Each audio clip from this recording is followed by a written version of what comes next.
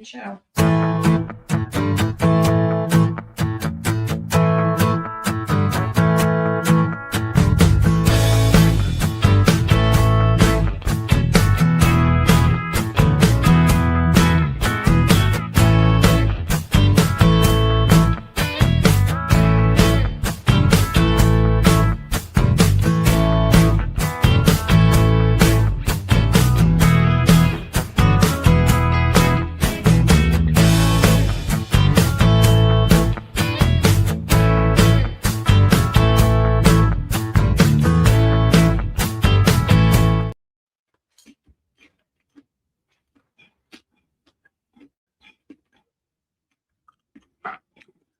Good evening from the Shenandoah Valley. How's everybody tonight? Well, we had a good day here in the valley. Bees were flying all over the place. It's 38 degrees right now. And if I'm not mistaken, I think the only other show this week is tomorrow night. And then we have Wednesday night, we have the stream team. I think everybody else is going to be in Eastern Missouri. So everybody knows Charlie and I are traveling out together, and we'll be doing some lives on the way and on the way back and chatting about it, and we'll see everybody out there. So has everybody had a good week this week?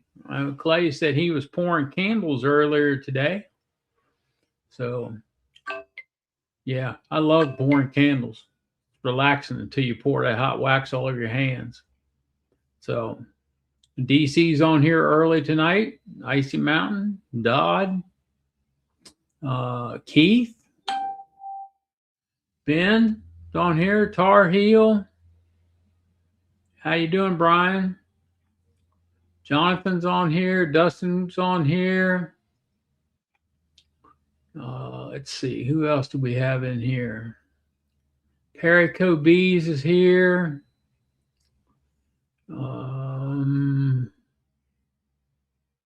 Dennis is in here. Evening, everybody. Glad y'all are in here. Eugene's in here. Haven't seen you in a while, Eugene. Jeremy's here. So, how's everybody been this week? Everybody had a good week this week? Is it warming up for everybody? There's Bill Lee, James. Yes, I know I owe you an invoice, James. Uncle Junior's in here. Dennis is really getting in it. He added 7 boxes today, 7 boxes of 7 hives today. Hey, Joey, how are you tonight? Let's see, who else we got? I think that's about it for right now. I'm sure Charlie's probably packing right now.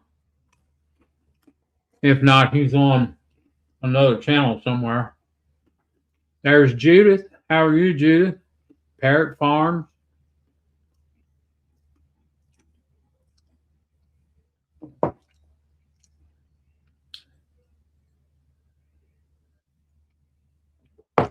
Good to see you, Jack and Danette. Hope's Honey, South Carolina. Mark, how are you tonight? Let's see, who else we got coming in here? Oh no, 6 out of 8 are dead. What happened, James?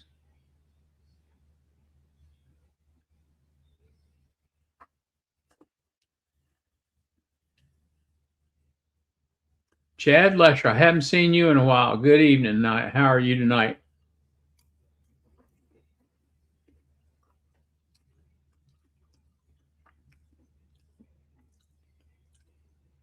Yes, I'm eating popcorn, everybody. It's the snack of champions.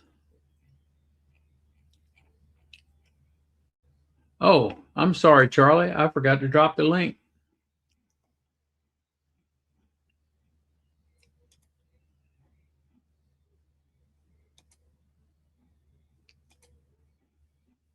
There you go. It's at the top. It's pinned.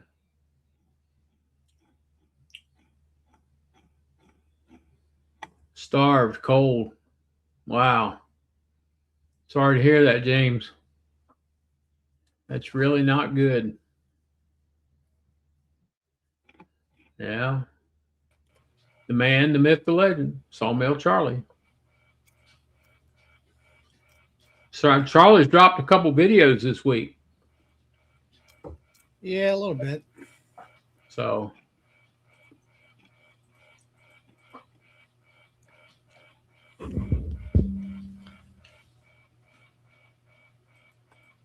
There we go. Frozen there for a minute. yeah. So what'd you get into today, Charlie? It was a nice day. Yeah, Sunday, let's see, Saturday, I guess. I went to the state bee meeting in the morning and then came home, got out of there, and um, they had they had Corey Stevens zoomed in. They were talking about queens, but not what I would call it. I don't know, not really in depth per se. Yeah. But anyway, I stayed about, I guess, 1 o'clock and got my free pizza and out the door I went. So made it back to the house and got my video equipment out and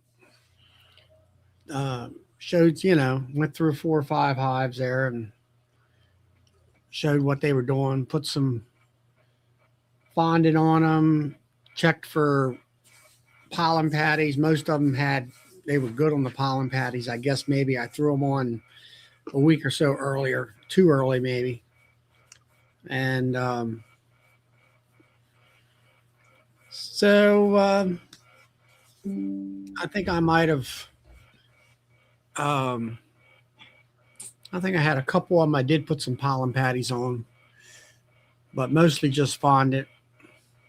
They look all good. The one hive that I had on the short out the end out there, which was a nuke, I thought maybe it was dead, but got in there. They're up inside there eating fondant, and they have plenty of actually honey stores themselves. So they're just probably small and they're kind of clustering. They're not coming out.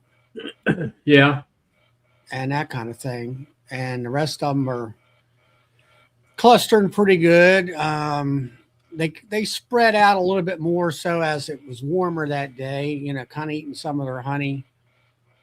And I did have one hive I noticed in that one short where it had a real messy landing board right there where the 3-inch reducer hole was. And I pulled that out and I got one of those, I think it's called Be Smart. It looks like a big clothes hanger. It's blue and Yep. got a hook on it. And I didn't really pull much. There really wasn't any bees except maybe I used the scraper part to kind of scrape the poo off. And the rest of it they were decent up top and decent. There wasn't any really dead bees in the bottom. I had more dead bees on one of the nukes on the first ones that I scraped out more dead out of that than I did any of the other ones. I really didn't do a whole lot of cleaning on the bottom boards. Yeah. And all that. So that's what I got done. I'm happy with them. And you might say, hey, Michael,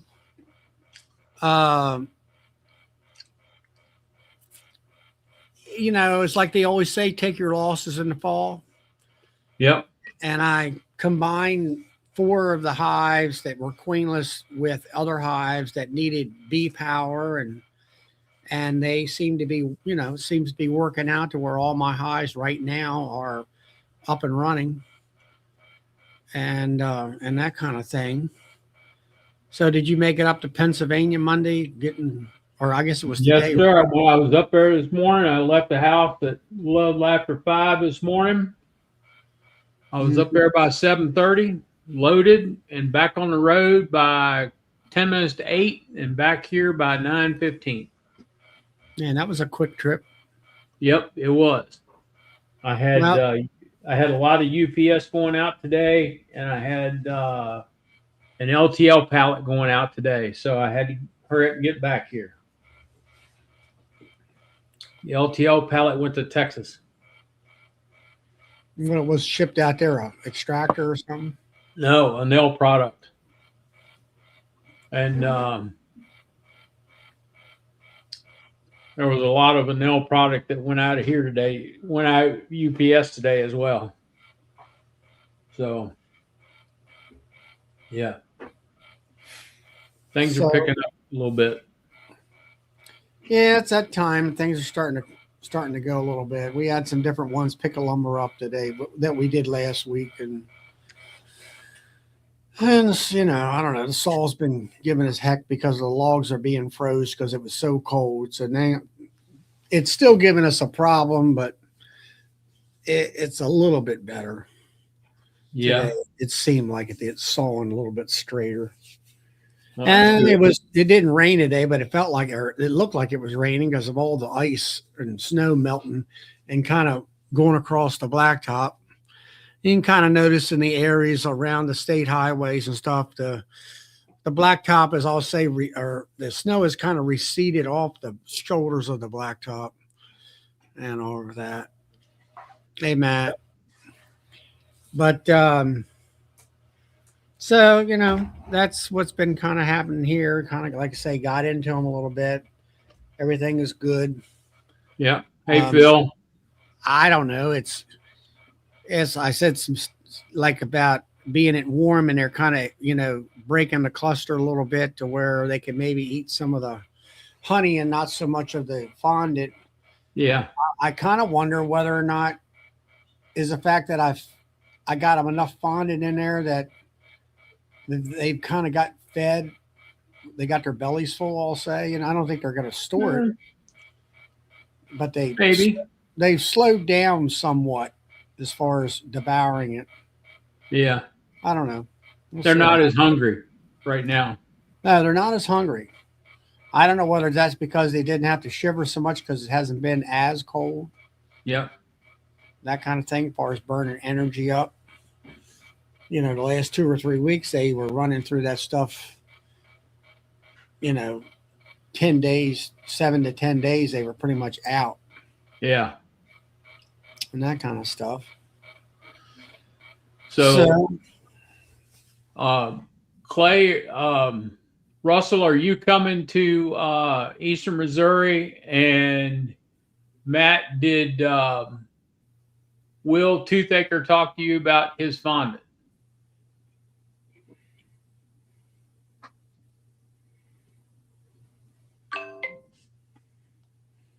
So, yeah, the wife, I can't get in the bee yard right now because I'm still wearing a boot. And the wife treated this weekend and fed this weekend, and I've got one dead out. So that's pretty good so far. One so far, knock on wood. So, Russell, I'm sorry you're not coming. You will miss a good conference. So that's not a problem, Matt. yeah, Will text me today too. So leave some room in the truck for my stuff too when I get out there. Well, I got a whole 6 foot bed. Well, ain't much. You're supposed to have 8 foot. I can take a trailer. That's not a Yeah, I problem. ain't gonna need that much. I got some fondant I need to pick up for a friend of mine. He called me last night. I need a box of fondant for him, and I told him I could grab it since it save him on shipping.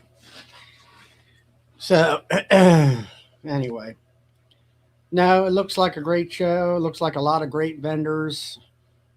Quality vendors, I'll say, and Yeah, and they.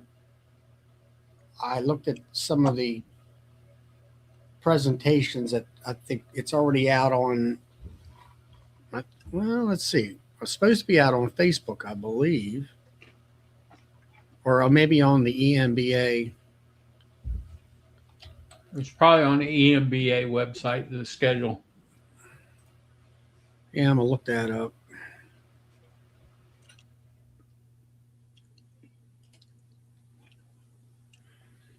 I don't know. We're vendors. We got all that.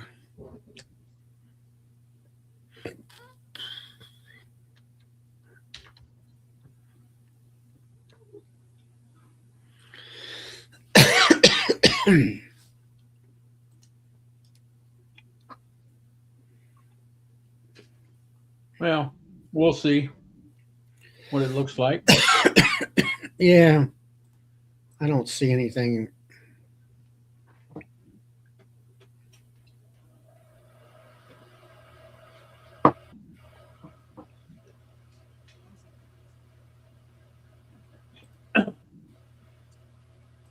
Yeah, I got room in the bed. What do you want, Michael? Just uh, text me or something. We'll work it out.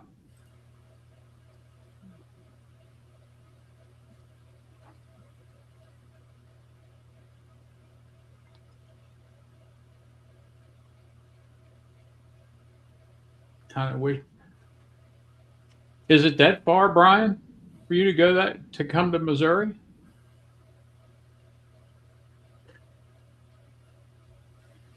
What's that from Flower Street or what? Yeah, Flower Street. He said, "I wish I was driving now." He says, "I like to buy stuff."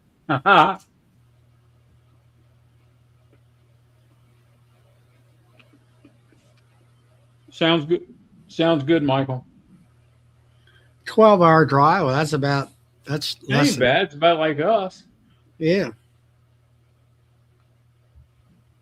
Well, Missouri is kind of the middle of the country, you know.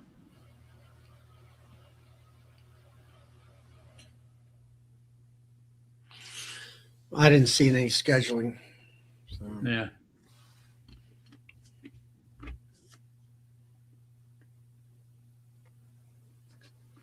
There you go, Brian. Michael can help you out there.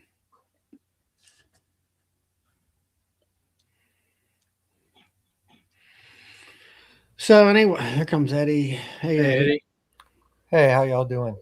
we're Good. doing good.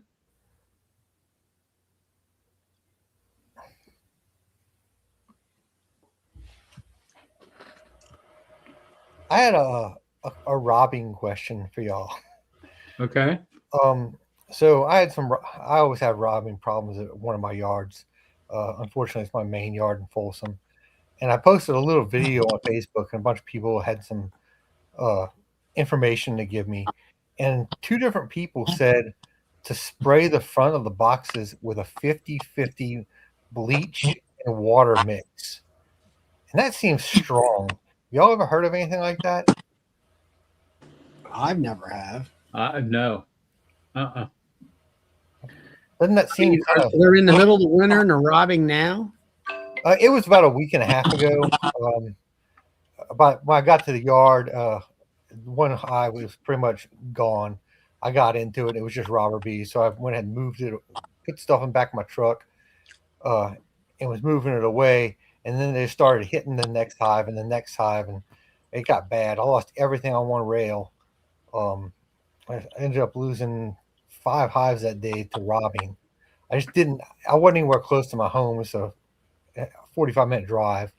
But if I had like some sheets or something to throw over, it probably would help. I tried taping up the entrances with some blue tape and just leave a little bitty small hole. But I wanted to be back to that yard for a few days, so I didn't want to completely stop them up. I probably should have completely stopped them up. Maybe it would have been okay. But I saw that person that said to use 50-50 bleach water. And then, like the next day, another person said the same thing. So I was wondering, maybe that is a thing. I don't know. Uncle Junior says the American Honey Corporation. I don't know who that is. I've never heard of them. Hey, Tom and Melissa. Keith. Hey, Dave. What's going on, fellas? How's it going? It's going. Be back. Things are looking pretty good so far. Went out and checked all the hives, and everybody's still alive. That's good. All 10. Even the one I thought wasn't going to make it through the winter, she's still got about 3 frames of bees left. Yeah. I'm not That's sure. not a bad thing, though. Are you feeding any of them or fondant or anything like that? I'm putting fondant patties on them. I put a fondant patties on them the week before that snowstorm came through, and I went back out. So that's been 3 weeks ago. Yeah, went out Thursday and last Thursday, and I checked, and about four or five of them, I put another patty on it. The other ones, they just weren't touching the patty that much. Well, that's good. Yep. So Hey, Carl. How are you tonight? Yeah, I've seen some. I don't know who it was. Some guy was on the internet, and I'm not sure where he was located or whatever, but I don't know. He really didn't have any bees left in. I mean, they were all dead. Both hives were dead. But Yeah. it seemed like to me that you had a handful of bees on one frame or whatever, and I'm like, seemed like to me they dwindled tremendously. It wasn't like a lot of bees on several frames where they completely starved out, and he had plenty of feed in there. But if they can't touch it, they can't eat it. That's right. So, You got to get it where you got this. When it's cold outside, you got to get it down there where they can touch it. yeah, I went and took the packaging off the Hive Alive fondant, and I laid that on top of the bar, so if they shifted, they could at least touch it. I know on the package it says to cut a small hole in it and then set it down. But now I always like to cut. I cut a big window out. I more or less cut the whole side out open and lay that thing down there. And if they're going to be, if you got a wad of bees like that, you can't, why make a hole where they have to go up inside? right. I just cut the whole thing out, lay it on top of the bees, and they'll turn around and eat it. Yep, they will come around and eat it. Yeah, so I thought about that too, and I was like, why not just expose it all? If you get your hive closed, this is my thinking. If you got your hives enclosed and there's a little bit of moisture in there, it shouldn't dry out. If anything, they'll probably eat it faster before it dries out, or eat it faster than it drying out. Well, I leave the top bag on as a moisture barrier. Right. So I thought about, because I was just taking it completely out of the bag and setting it on the frames. I thought about just cutting off the top and laying like the plastic down, but the whole, it's all exposed on the top, and that'll keep a lot of the little bits from falling down on the bottom. Yeah, but you didn't have it. You got plastic on the bottom then? Right now, no. This is completely off.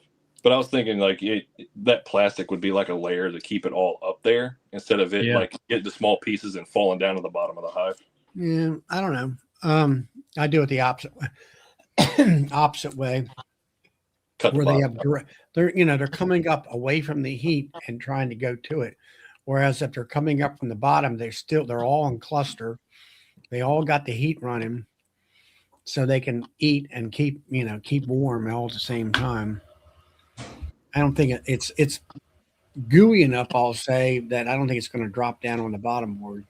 I had one on my small hive that one did heat up enough to where it gooed up. I'm guessing it heated up enough, and then when I was doing the inspection, because that hive's on top of another deep, so I had to take that hive off to go check the one below it, and there was like goo piles, like it looked like it melted and just kind of flattened out on the double screen board. That was the only one that did that I could see at least. Yeah, Tom said the weather will be good out there. I watched the weather today. Good Morning America, or whatever it was. I think they said St. Louis is going to be like 70 degrees Thursday or Friday, something like that. Yeah, if we come back Sunday, we're going to be coming back in after we get past Louisville. It's going to be rain all the way back.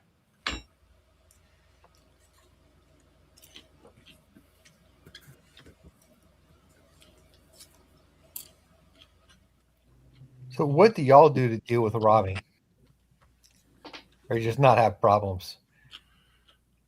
I don't normally have a problem. Reduce how big's your entrance down to about half. Most of my hives, it's a 3/8 by 3 inch entrance.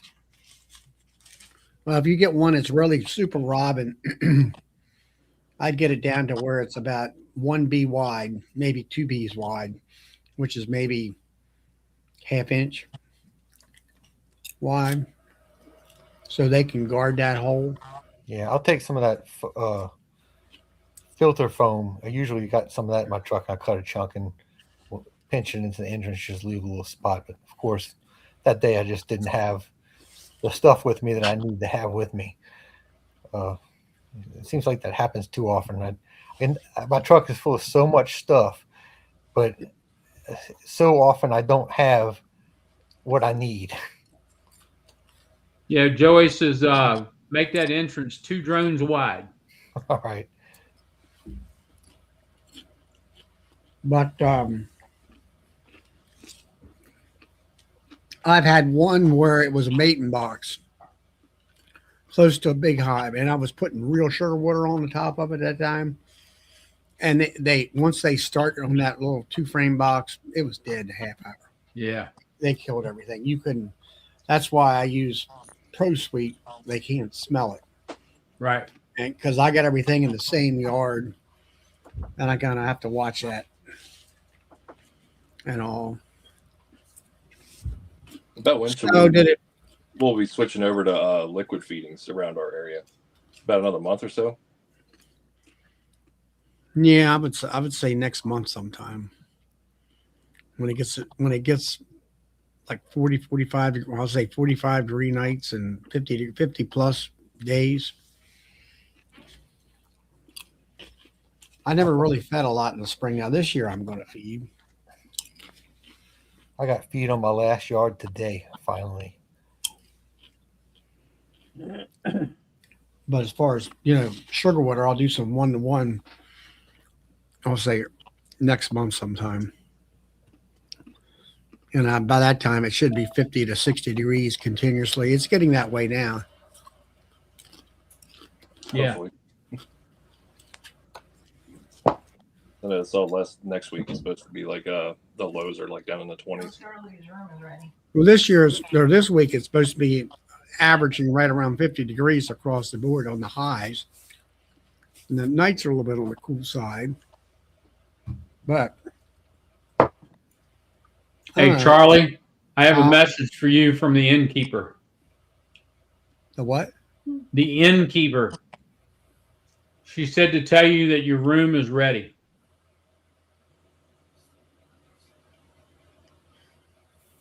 Oh.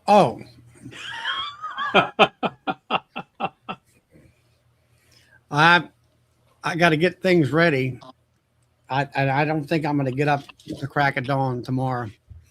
I'm going to wait till the darn traffic dies down a little bit and then go. And I'll be down there, I don't know, after lunch maybe. Yeah, Joey had to think about that one. Caught him by surprise. I'm sorry, Dave, Eddie, I didn't mean to interrupt you, but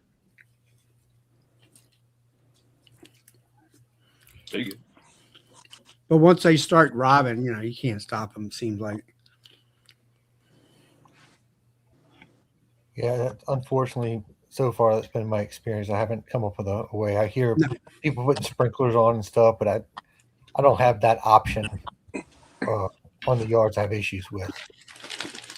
The main thing is having that real small opening and maybe close them all up for a little bit. If it's not that hot, it's now. I mean, we shouldn't bother them that much. I was sweating my butt off today and yesterday. So. You're down in Southeast Louisiana. I'm like an hour south of Joey. Maybe 45 minutes south of Joey. It is hot.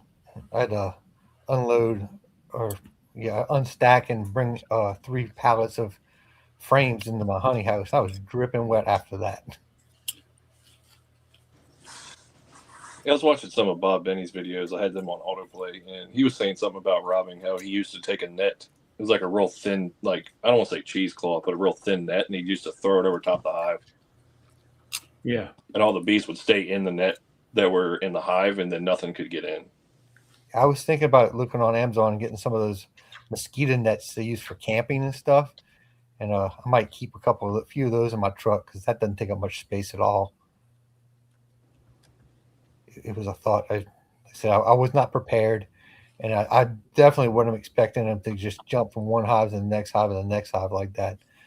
I haven't had that issue that bad before.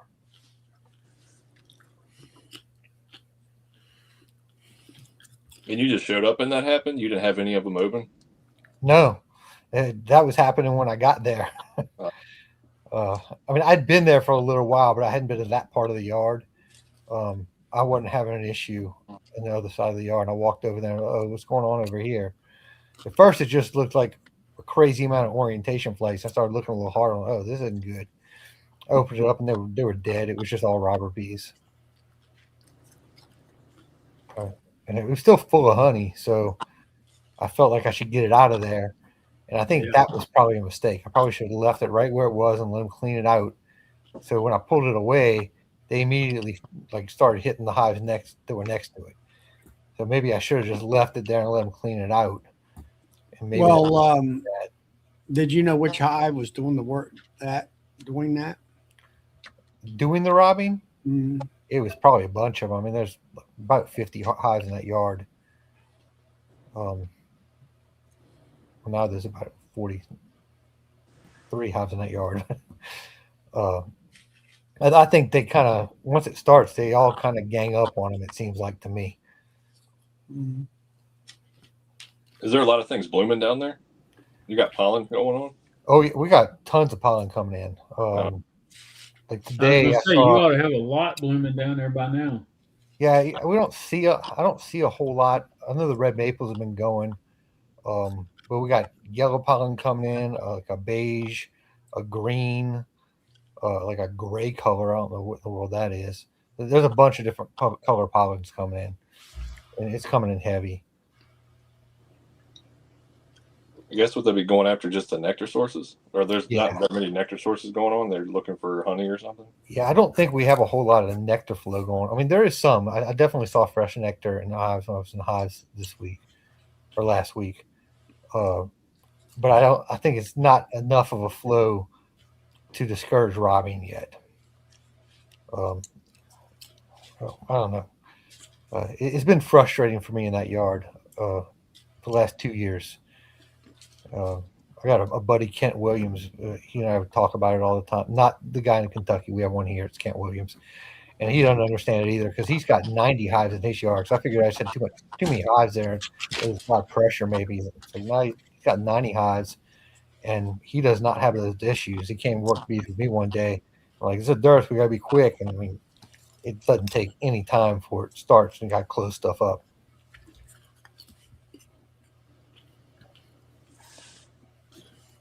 Well, do you get in your? I mean, well, let's see. What is this? February, like January and February. Do you get into your eyes much, or are they kind of shut down, or do they really shut down? It depends on the year.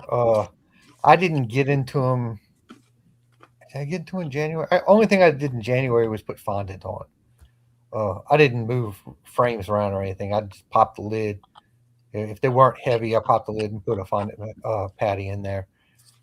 Put feeder shims on everything earlier, and I was just replacing fondant patties as I went.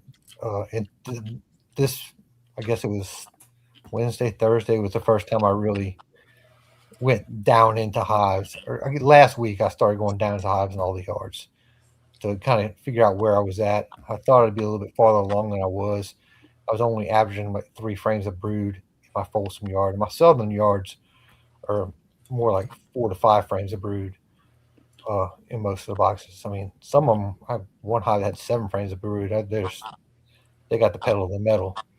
I'm gonna have to watch those closely. Well, like in January, what's the temperature down there? I was talking to Cajun, and I think it's like 70 degrees in it.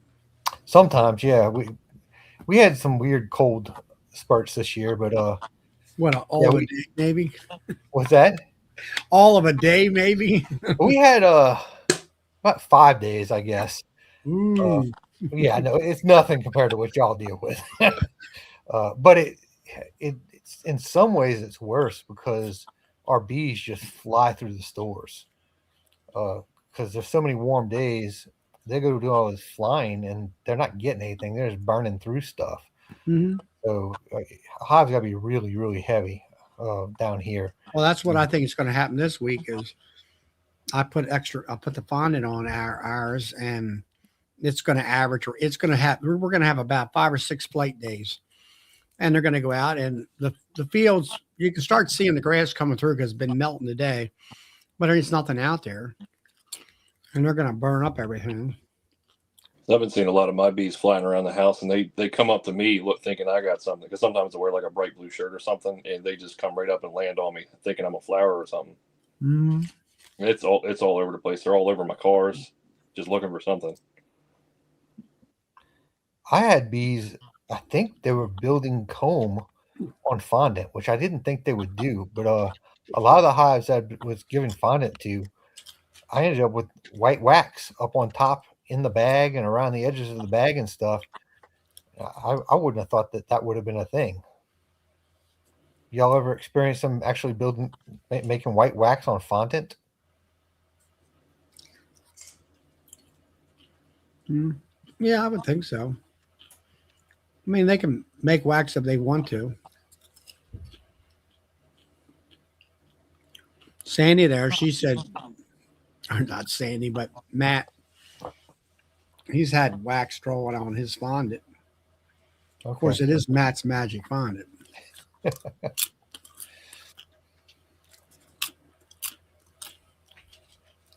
I don't think mine's quite as nice as his.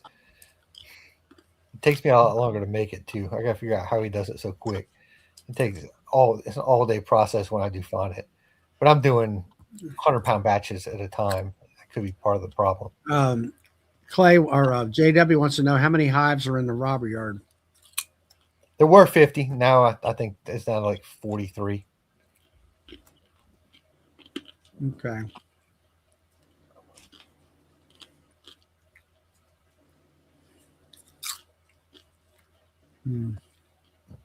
About what time would you think putting the pollen patties on? I got a couple boxes of those on the way. Would that be also next month sometime? I'll put on now. You figure your maples are going to bloom around the 15th of March.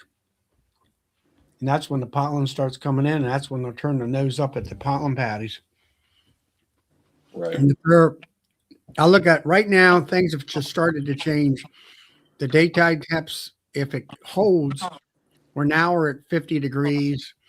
And the nighttime temps are starting to rise, get up into maybe the low 40s or something like that. And I'm going to look here and look at the weather thing.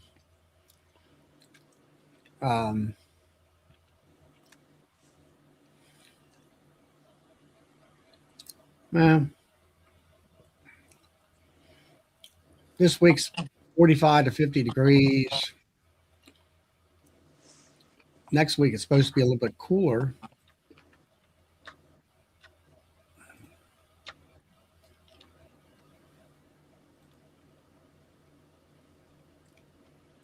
In March, as far as the general forecast ahead, in March, it's going to be first week is on the cool side in the 40s. And after that, it's 60 degrees, 55 to 60 degrees throughout the rest of the month. And now this is,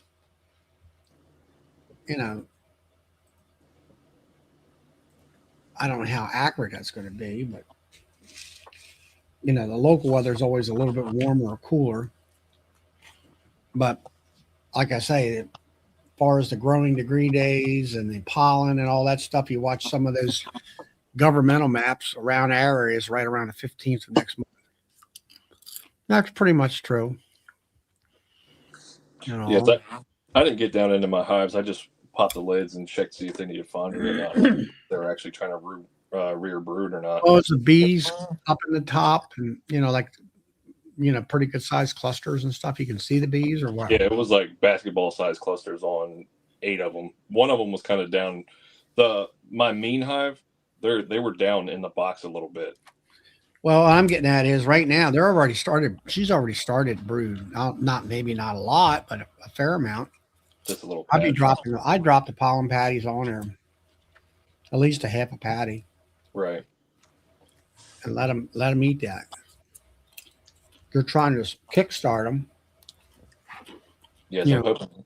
If you're not trying to do, if you're not trying to do that, just let the natural pollen come in, and then they'll start, brooding up heavier. Yeah, I think I'll go ahead and try it. I mean, I don't want to You're gonna make splits. kickstart them too fast, and then I come home and I got 10 swarms went somewhere else. Well, are you gonna make splits, early splits? You're trying to make early splits? That's the plan. I kind of want to do. My plan is I'll kind of want to do whatever survives, because right now all 10 are still there. One of them's not going to be big enough to split if she makes it. I don't even think she'll be able to rear brood, but the other 9 I want to try and do maybe like some 4-frame splits just to try and calm them down. Well, put the pollen patties onto them, and then if you got 8 frames of brood, you can take 4 frames out, 3 or 4 frames out, and make a split or 2. Yeah, and I was thinking, I don't know if y'all have done this or not, but I was thinking take the splits, set them pretty much kind of right near the hives that I split them from.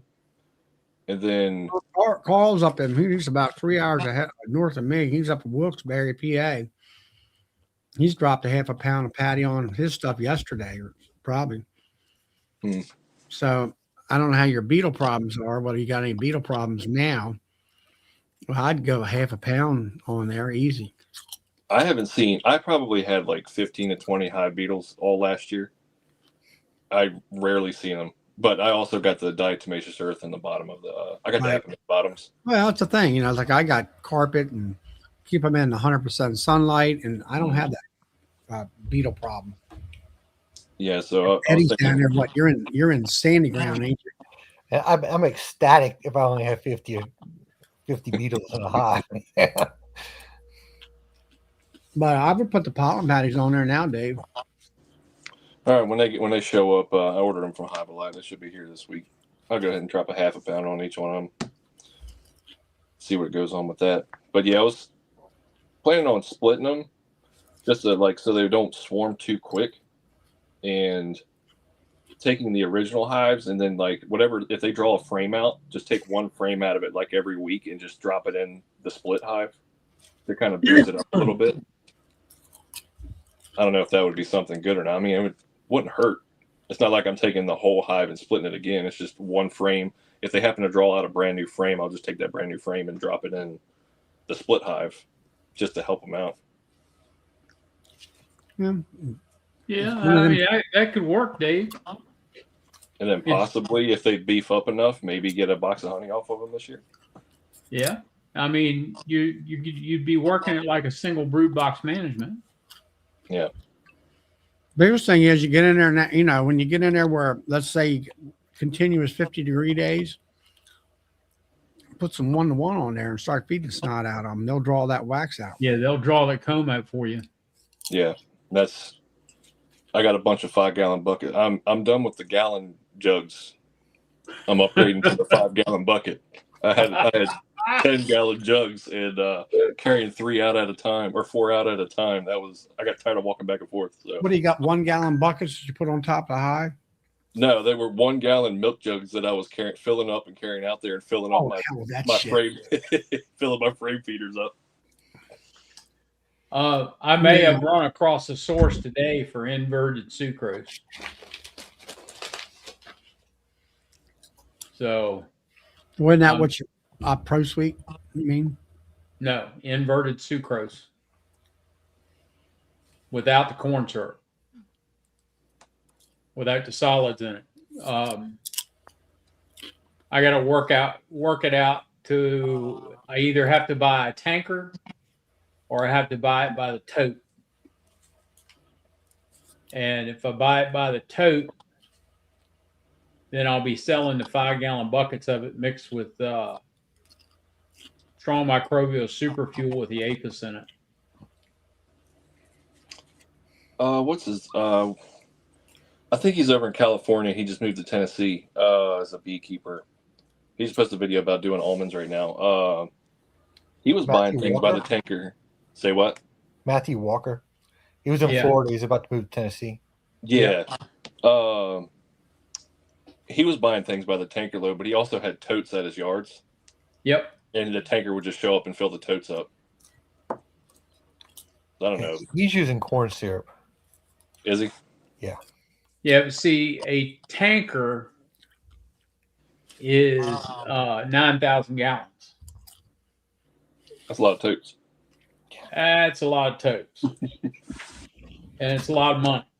So to buy it by the tote, it's a more reasonable price, and I can handle a tote better than I can handle the tanker at this point. So, and it's going to be down to somewhere around a 5 pH. So, Will that be we'll like see. 2-to-1?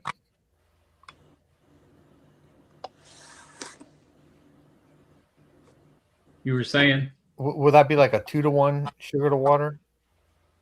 more like 3.5 to 1. Oh wow, that's real thick. You can It's- dilute it down a little bit. It's very thick, but when you cut it, that's when your shelf life goes Up, yeah. downhill real quick. Down. With the thicker it is, the longer it'll stay good. The longer right? it lasts.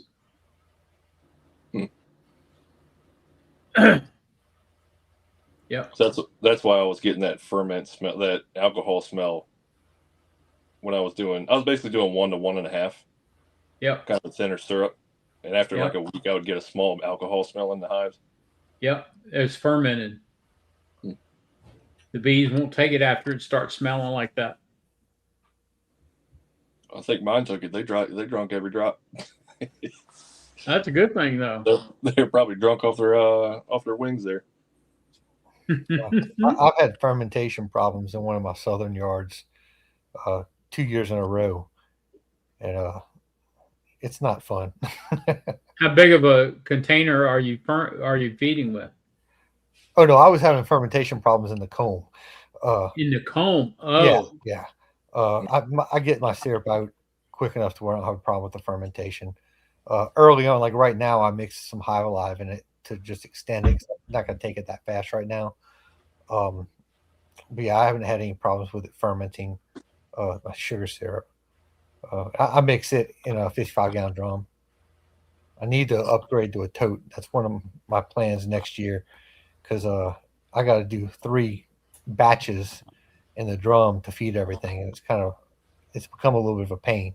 I got upgraded to the drum last year, and then I grew, and I'm kind of growing past the drum now.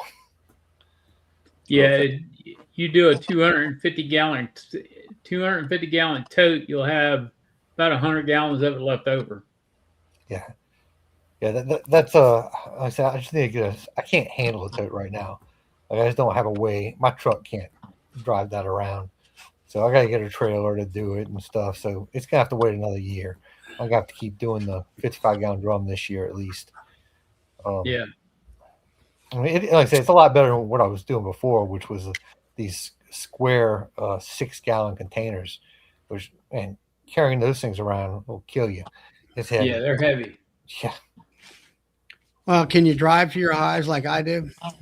I can drive pretty close to almost all of them. I mean, and what type of fluid? How thick is your fluid? What's that? Is it 1-to-1 or is it? Yeah, like, actually, I mix it 1.3 to 1. well, I water went to Tractor Supply years ago, and they happened to have a 40-gallon tank with a pump on it. And somebody returned it, and I got it for $100, I think. And I use a 55-gallon drum right now. Like I have one I mix it in my honey house, and then I pump it through a hose out the window and into my another 55-gallon drum that's in the back of my truck. mhm. It's just I've gotten to where a 55-gallon drum only feeds like less than a third of my hives. So I got to do it 3 times. It's a little bit of a pain because it's easy for that yard, but then my other yards are half an hour away from that. So Yeah, that's where you're. Yeah, Right. you're at a point where I think a tote would be. Yeah. A tote with a pumping system on that would be the way to go. yeah, that's gonna have to be budgeted for next year. I'm gonna have to upgrade to that, but I gotta get a trailer because I don't think I can put a tote in the back of my truck with that No, much weight. and I would get a double axle trailer too. Yeah. Definitely, 'cause I got some yards that are. And I'm if you get glad a I have big to enough work on trailer, it. you could put the tote out the front, and then you put your Hummer bee on the back end of that. Oh, I'm not ever gonna get that big. That's not happening. I'm capping the goal is 300, and I don't ever really want to go past that. I think I can do everything I need to do with 300 hives, and You I'm still several need- years away from that. What's that? You still need a Hummer bee at 300. Nah, I don't think so. I think I can run that by myself without. You got palletized, are you? No. On bottom boards, homemade. Most of them are screen bottom boards, but it's not like a normal store bought thing. It's something I make out of 2x4s. That's just. I don't necessarily think screen bottom boards are the way to go. It's just I can make them a lot cheaper than I can a solid bottom board. Right. That seems to be the talk of the town the past year. Screen versus non-screen or solid. I think they both have their pros and cons. People are starting to lean more towards I the don't know. solid. I got screen. That's what I started with. I don't know. I mean, I got it to where I can put sliders in to cover them up. They do let the trash fall out of the hive. You don't have to keep doing that stuff. And you Less can work with bees. monitor your mite drops when you do OA in the wintertime. Real easy. So, it's old ways versus new ways, and go back to the old ways. And yeah, what's the advantage of the solid bottom? Yeah, right. You don't have to close it up. Other than that, I don't see any advantage to it. Yeah, I You see got the to pros make and sure your cons. hives are all tipped forward, so let the water run out. Screen bottoms, you don't have to worry about any of that. It just falls through. It's true. Who was it? Was it Dirt Rooster? He was talking about when he's doing his cutouts or whatever, he'd find hives that are just in a small little peephole, and that's the only kind of ventilation they got. Yeah, and it's like when you think about that, it's do they really need to have ventilation? Does it help? Yeah, but it seems like they've been utilizing very small holes with gigantic cavities with no ventilation at all. And then on the other hand, I've heard somebody say he had, what was it, a small entrance, and the bees overheated or done something. I forget what it was. He had to put a bigger entrance in because of that. But you got to remember one thing when you're listening to all these different people. Randy is living in the deep south. He's more closer to Eddie's. He comes to one of the meetings I go to. You know, him and Eddie are more closer for the type of beekeeping and everything like that. And you know, it's kind of location. Yeah. But then, you know, like that's what I can't understand about you, Eddie, is you're doing 300 hives. And I once went to a conference years ago with Megan Milbreath, and she's out in the Midwest, and she said, if you're going to go sideline or commercial, you got to make a decision early on. Are you going to spend the money on inner covers versus tele covers and migratory lids versus get rid of the bottom boards and go palletize, whether it be a 2-way or 4-way pallet and that kind of thing? In your situation, I'd be like, if I'm going to 300 hives, I think I'd be thinking about pallets and moving. I don't know how much movement that you have to do. I don't really move them. Once they're set up in their yard, that's pretty much where they're going to stay. Is it all your yards or out yards? So Somebody else's ground? my main yard, I've got just under 70 acres. That's my main yard. And then I've got little out yards with 5 to 10 hives in a bunch of different directions about a mile away to try to flood drones with the right. Then how are you moving them suckers if you do have to move them? In the back of my truck. No, how are you going to lift them? That's the big one. I got one of those little hive carrier things with the 2-pan hive carrier things. Jeff will lend me one of his dollies anytime I want. Probably he begged me to use them last year. But what's Jeff got? He's got those hive lifters. He's got 2 of them. You know, Mr. Ed. Yeah, I know. Electric. I mean, does he have a B3 like a B1 like Joey? No. It's just it's Joey Rawls got the same one. He's got 2 different ones. He's got one that's like Joey's, and he's got another one that clamps on the box and actually drives itself. But it's super heavy. Like you can't pick that up and put it back in the truck. You got to drive that onto a trailer or something. I just think that they're too slow for me.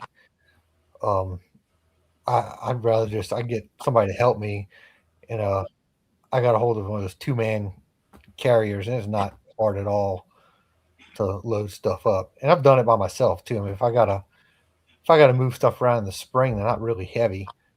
I can move around. I gotta go set up 2 more yards at some point in time within the next few weeks. 2 more out yards in a couple different directions. And I'm gonna be by myself. It's not a big deal. I can do it 1 box at a time if I have to. But really, this time of year, I can just ratchet strap them together and pick it up, put it on the truck. Right. I don't know. I've got that B3 hive lifter. I mean, and I'm not. The first thing I did was I had a rotten set of racks for my 2 hives. I went in there, ratchet strapped it, put that thing on there, picked that whole hive up, brought it back, and the way the machines, I put a medium on the ground and I set that hive on that medium so I could unhook from it. And then went over there and grabbed the other hive, pulled it back and just let it sit there. And then I pulled that rack out and put a brand new one in because it was rotten and everything, and did everything by myself. That B3 I really like. The B1 is a good one too, like Joey's got. And if you're in a situation like yourself, like you say, you're by yourself and you can't afford, a $50,000 Hummer-Bee, I'd be getting one of them. When you hurt your back, you're never going back to what I know. I've already had 2 major back surgeries. Really? Yeah. I've never had any surgeries, but I've hurt my back good enough. And people say, well, you spent all that money on that machine. I said, best money I ever spent. And I might end up, I've thought about it. I might end up getting one at some point in time. And I've used them. Like I say, I helped Jeff harvest some stuff last year, and I used it. And I can just move so much faster without it. Yeah, you can. And I do like the pro. I do like the pro of if you just want to get into like the bottom box of a hive, you can just hook it up and then lift all the hives up, or lift all the boxes up just to look at the bottom one, and then just drop it back down. And that's the one I'm thinking of. If I had one, I would definitely use it sometimes, but a lot of times I probably wouldn't. Like, I don't think I'd use it for harvesting honey because I feel like it takes so long. It's just too slow for me. I'm trying to get everything on the truck as quickly as possible and get out of there, Yeah, it just it's hot down here. Yeah, I'm sure it is. I mean, I've been down there in Georgia in like real early April, and humidity was already up. I'm like, my gosh, how do you people stand this? It's not good. I don't wear a bee suit. Like I only pretty much put a jacket on when I'm working other people's bees. Uh, I mean, I'll put a jacket on probably 3 times a year in my own bees, and it's only if it's like a nasty, drizzly kind of day that I got to do something. And I don't tolerate mean bees, and I can't take the heat. It's just too stinking hot down here. We have no wind and 80 to 95% humidity most of the time, and the temperature can be in the 90s when that's happening too. And I mean, you sweat, and it's I'd be, just like I'd, there's a I'd, hot, wet I'd, I'd blanket be, on you. I'd be moving.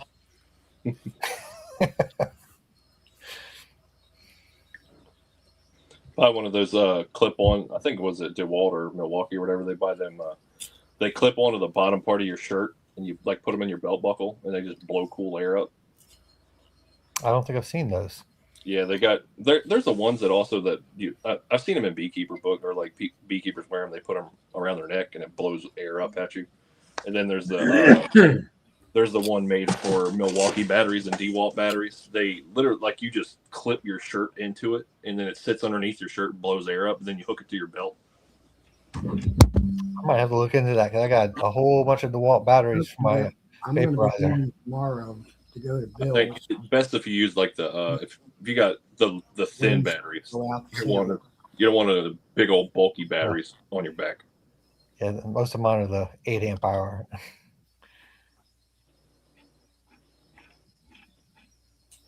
So I thought about last year. I was like, I'm up in Maryland, and it's like it does get humid, but it's not like down there, like y'all got. And there was a couple of days where I was struggling, where I was like, man, I'm getting hot. I'm about to overheat. I was like, this is for the birds. I overheat a couple of times every year. I mean, I know it's coming, and it's usually when I go to help somebody else because I don't want it to stop.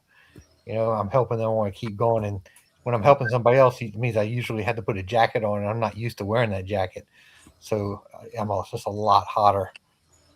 In fact, I overheated a little bit helping Jeff last year, right at the end. I was like, I gotta sit down for a couple minutes here. You know, I guess 2 years ago I overheated a little bit helping Mike Barry, and same deal.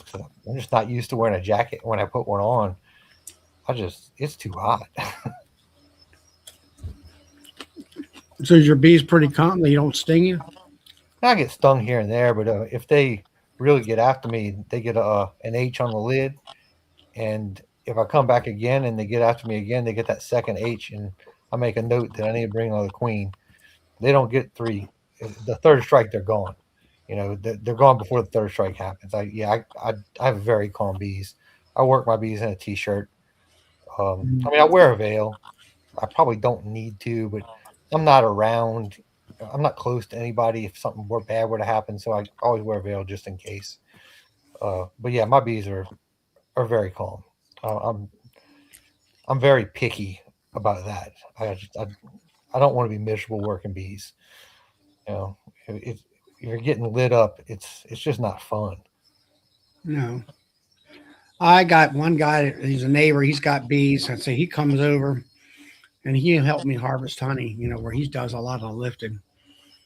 And I use my high lifter more for like the demery, where I'm lifting 4 boxes at one time, bringing it out of the way, switching brood around and putting empty frames in, and then put everything back down on there. And yeah, I mean, when it comes to harvesting honey, having a guy actually lift it is a lot better. And I don't know, just you kind of do what you got to do, I guess you might say. But I think beekeeping, when it comes to, I don't, like you're saying, you're doing all that kind of by yourself, 300 hives. And I don't have 300 hives right now. I feel like I got just over 100. The goal is 300, and I may not even make it to that goal. I don't know, but in my head, that's what I should have to make the honey I want to make and be able to do all the nuke production and queen production I want to do. Well, it's like Flower Street Brian there. I think he wanted 150 or more hives, and he found out when he got up to about 75, he said, I've had enough of this. That's as far as I'm going to go with it. I believe I got that story correct. And all, but you know, it's like myself. I'm down to 26 hives. I was at 34 and 40 hives, and you know, you get out there by yourself and you're working it, and you're working yourself to death, and it's hot and humid, and I'm like, why am I doing all this? And then you'd have a few dead outs, and I'm like, boy, this wasn't so bad because the numbers were down, and that's when I switched things around, and I got rid of nuke sales and went back to just honey and queen rearing. For raising queens to me is fun, light work, seasonal, and That's what I want to get into. I was sitting there one day and I had 20 nukes down through there that I sell, and I had these 12 or so honey hives sitting there, and I had just got done harvesting and all. And I'm like, I got to thinking to myself, you know what? I don't have to touch them hives for at least 2 or 3 weeks just to look at them when I do touch them, and to see if everything's okay. Because once you get the honey over with, the workload kind of, you're done. And I said, you know what? I think it's better. I think I have less work when I have more honey hives than I do working all these nukes and the stress of trying to make sure they're all alive. So when when you promise sales, that you can fill them sales without, making anybody mad. So that's when I decided to, just quit doing the nuke sales. And now I've restructured my business model, as I call it, to where I'm more of a honey producer and queen producer. And I've got 8 nukes sitting there for my own use as insurance and resource hives, stuff like that. And that's kind of the route that I was thinking myself doing that. Honey sales have went up for me. I had got a beekeeper up the road that he quit. He's directed everybody to me. Well, there's 500 more pounds of honey that I think that I'm selling now than I was, and that kind of thing. So honey sales are real good. So that's why I increased the honey hives.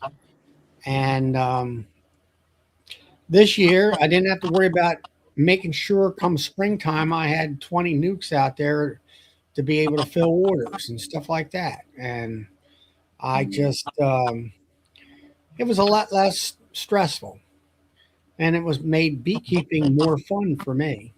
Kind of, dialed it back to where it's at the fun stage, and it still pays. I mean, I still make some money.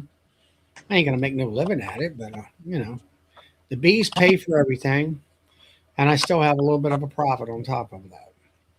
Well, that's all I'm asking. The queen production is my favorite part of it.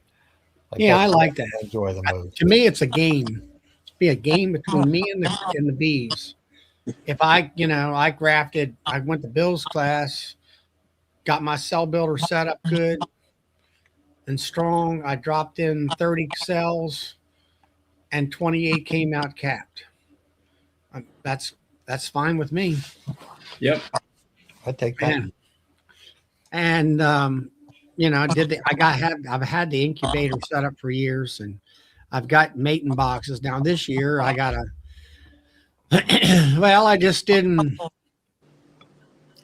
didn't know whether I was really going to do a lot with queens this year. I was going to try to, but then once I learned, to prep that cell builder up and get it set up a week or so, 10 days in advance, and get everything tuned in.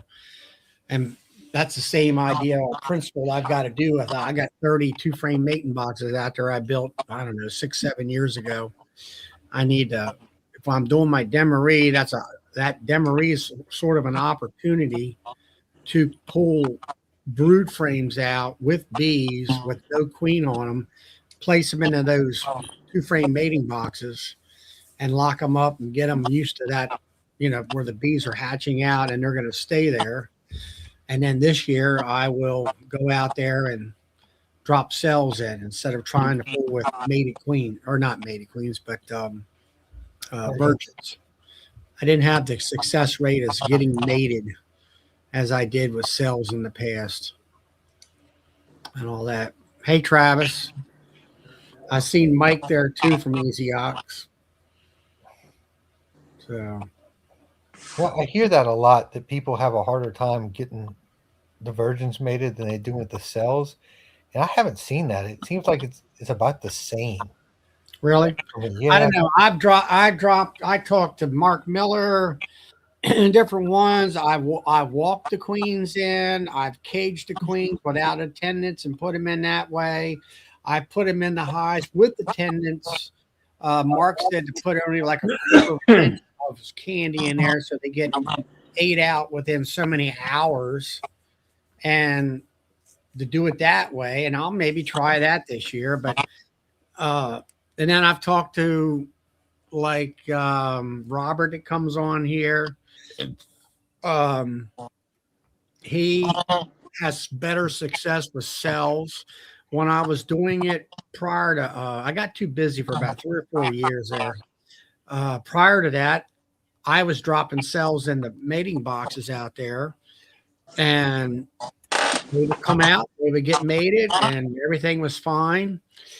And if once you get that started, and let them queens lay up. Now, my frames are full size frames. They're not half boxes. I made ones that fit normal size frames. I let them, go in there and brood up and kind of make it a 2-frame, not just a mating box, and it is a hive. And then when I get around to either replacing queens or selling queens, and I'll pull that queen out. Now that hive is established, where the bees in there, they think that that's their hive, and they're not going to go back to any other hive. And then you're on that cycle. How many rounds can you get mated up there?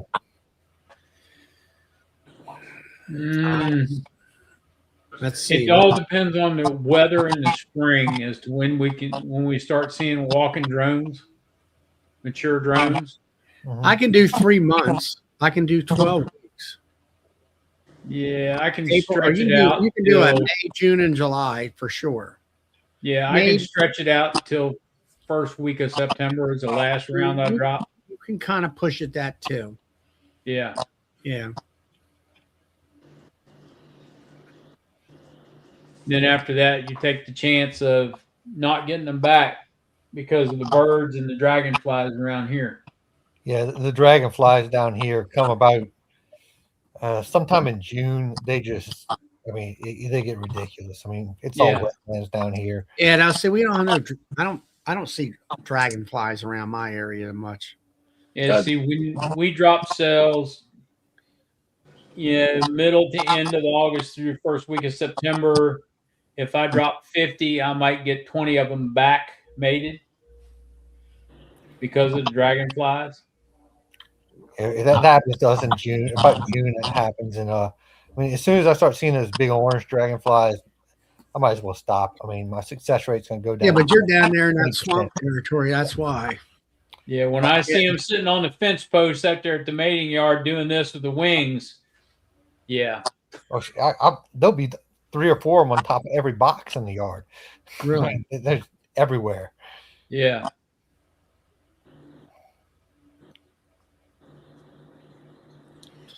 But I don't know.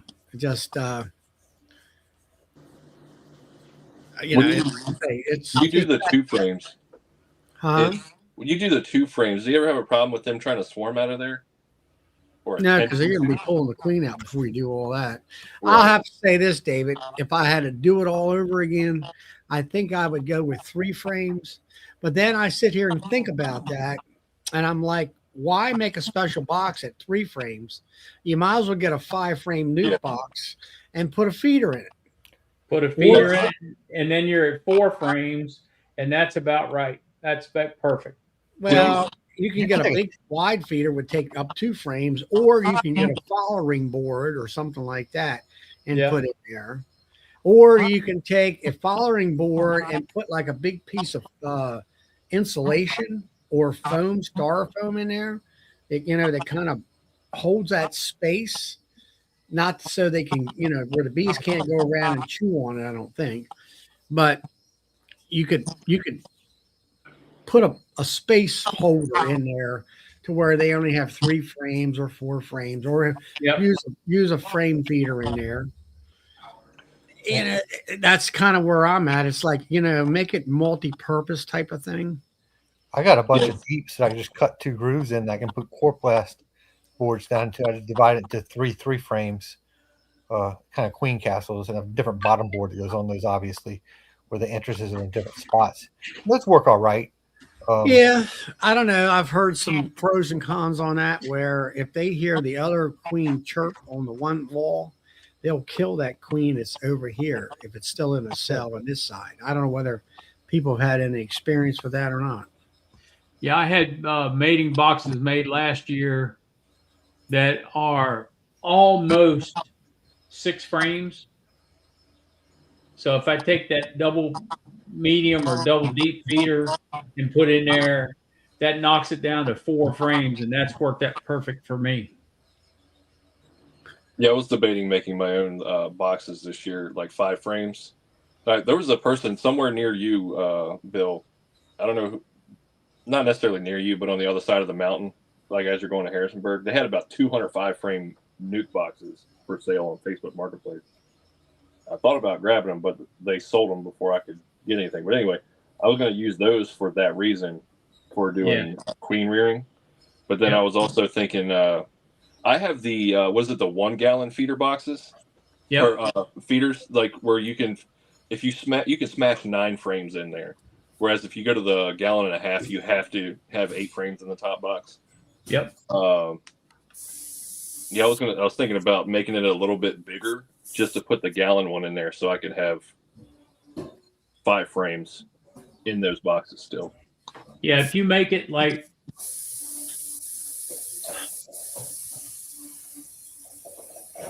a 1/2 inch to 3/4 inch wider, you can get that box in there and still have 9 frames. That feeder in there and still have 9 frames. Yeah, I was going to use the 5 frames for the mating thing, because I was thinking I have about 36. I think it's 36 or 40 of the styrofoam mini mating nets.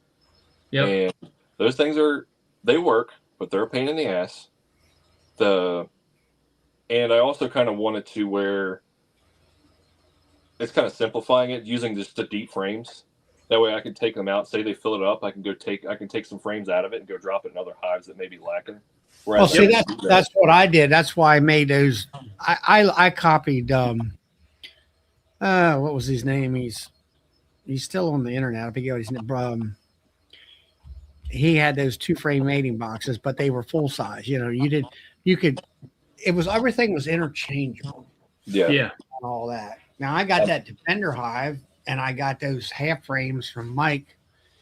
And I'm gonna fool with that. Then but with that Defender hive, you can split that into like 2 4 frame boxes, and I might run it that way. I don't know. We'll see. So that Defender, is that that's not the Apame one, is it? It's an Apame. Yeah, it's an Apame hive. I didn't buy the thing; it was gifted. So somebody gift me one. Pretty please. Well, it was used, and I happened to get him a bunch of beehives for free, so he gave me that. I said, that's fine. I use a bunch of the styrofoam mini mating nukes too, just because they take so much less resources.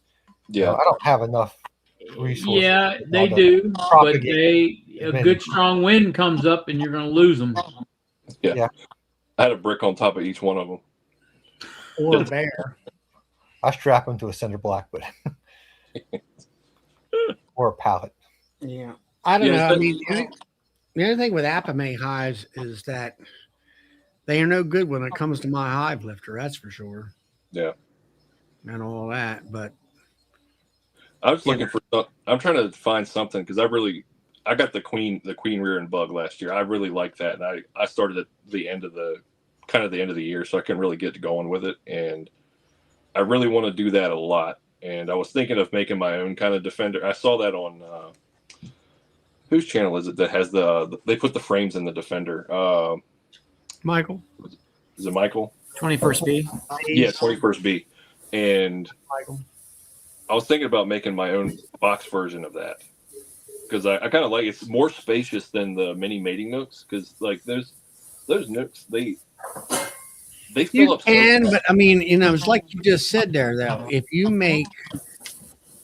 take a deep box and you split it either 2 or 3 ways, Mhm. make a big enough one where you can do 4, 4, and 4, and then you have your individual inner covers, and then you put your juice jars on top, or put like I don't know, what is it, Bill? There's a little teeny narrow feeder. Yeah, It's like a gallon, maybe The gallon and a, Enel. if that. and It's you like can a do it three-quarter that way. gallon is the Enel. Yeah, the Enel little Enel feeders, Yeah, either it's deep or yellow. medium. I think they're about maybe an inch wide. They're frame feeders. Mm-hmm. Yeah, it's Yep. exactly the width of a single frame, which is nice. They have 2 floats inside of them, which is fine. They work okay. I use them in 5-frame mating nukes, and they're fine. The only thing I don't like about them is they're kind of a harder plastic. And although I've not had a problem yet, my worry is in the future as they start to age a little bit, is that they may, because they're seamed together in the middle. My fear is that they may be cracking or breaking. So I haven't noticed that yet, but I've only had them for the last 2 seasons. I think I have about, I don't know, 30 or 40 of them. But then you can go, but like Dave, it's like you can go back to a 5-frame nuke, and it's, I'll say, versatile wise, as far as you can make a nuke out of it, or you can make breeding queens, not breeder, but do a queen. She's up and running. She's on a frame. Pick the frame up with her on it, and then put her in another nuke that you're going to make into a a insurance hive or a resource hive or something like that. So that's what I was looking at it too, using a 5-frame nuke and 5-frame box. So that way it could be a resource hive also, and then it's just I'm also using the same frame. So if I want to combine hives, the frames all fit. Whereas I can't do that with those little styrofoam nukes unless I was thinking about retrofitting a shallow box to set all those little plastic frames in, and so like when I get done queen rearing, instead of just letting all those bees die, the ones that are laid in there, just put them in a shallow box and set it on top of a hive, and then they'll take care of them and they'll hatch out at some point. But I was like, that the styrofoam nukes, they seem like they have a place, they work, but it seems like it would just be better to just run something that runs a full size frame, in my opinion. Yeah, I think the styrofoam boxes are great for like somebody like Jose out there in California. He's running 2 or 3 thousand hives, or new mating boxes, and he's churning them. He's grafting like that. When I go to Hardiman's, they graft every day, 7 days a week until grafting season is over with, and they got they got so many hives right out the front door, which is their cell builder. It'll stay out there, I think, 24 hours, and then they pick them up, and the ones that are accepted, they put them on a bars and stuff, and then they take them out to their finishers and let them finish out, and then they bring the cells in and they put them in an incubator, which is a refrigerator, and they leave them in there for so long, and they're within, let's say, no more than a day ready to hatch. Then they dump them in a children's sand bucket, and they go out there to the double. They got the boxes that's got 2 queens in them, and each one of them's got their own little teeny feeder in there and all that, and they put themselves in there. And then when they go back out there, their main thing is they're out there. They come back in so many weeks. She's mated.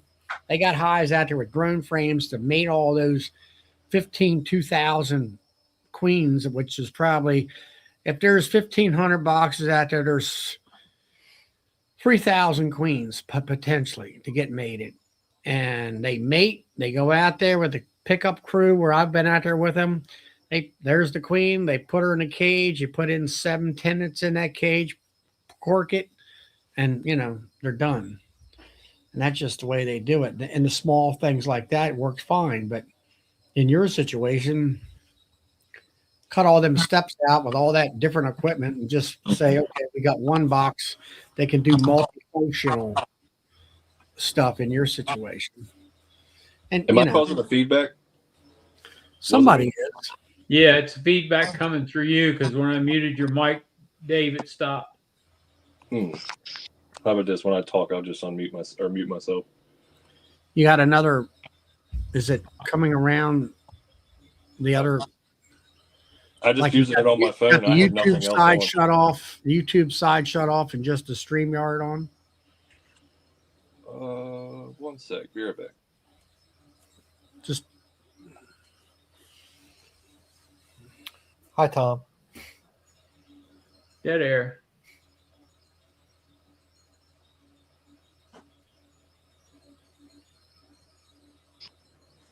Yeah, I'm not sure what it is. I just have the StreamYards running. That's it, and I don't have anything running in the background. yeah. But that's what I would do. I would just make it universal stuff that you can use normal size frames. Yeah, no. Bracken. What's up? Hey, Bracken. Yeah, well, I'm gonna hop off here then, since if I'm gonna cause a feedback or whatever. But yeah, I was. That's all right. I mean, you're fine. I think you're doing good. But yeah, just are you grafting on a weekly basis? Am I going to be trying to? I think that would be too much for what I was planning. Would I like to?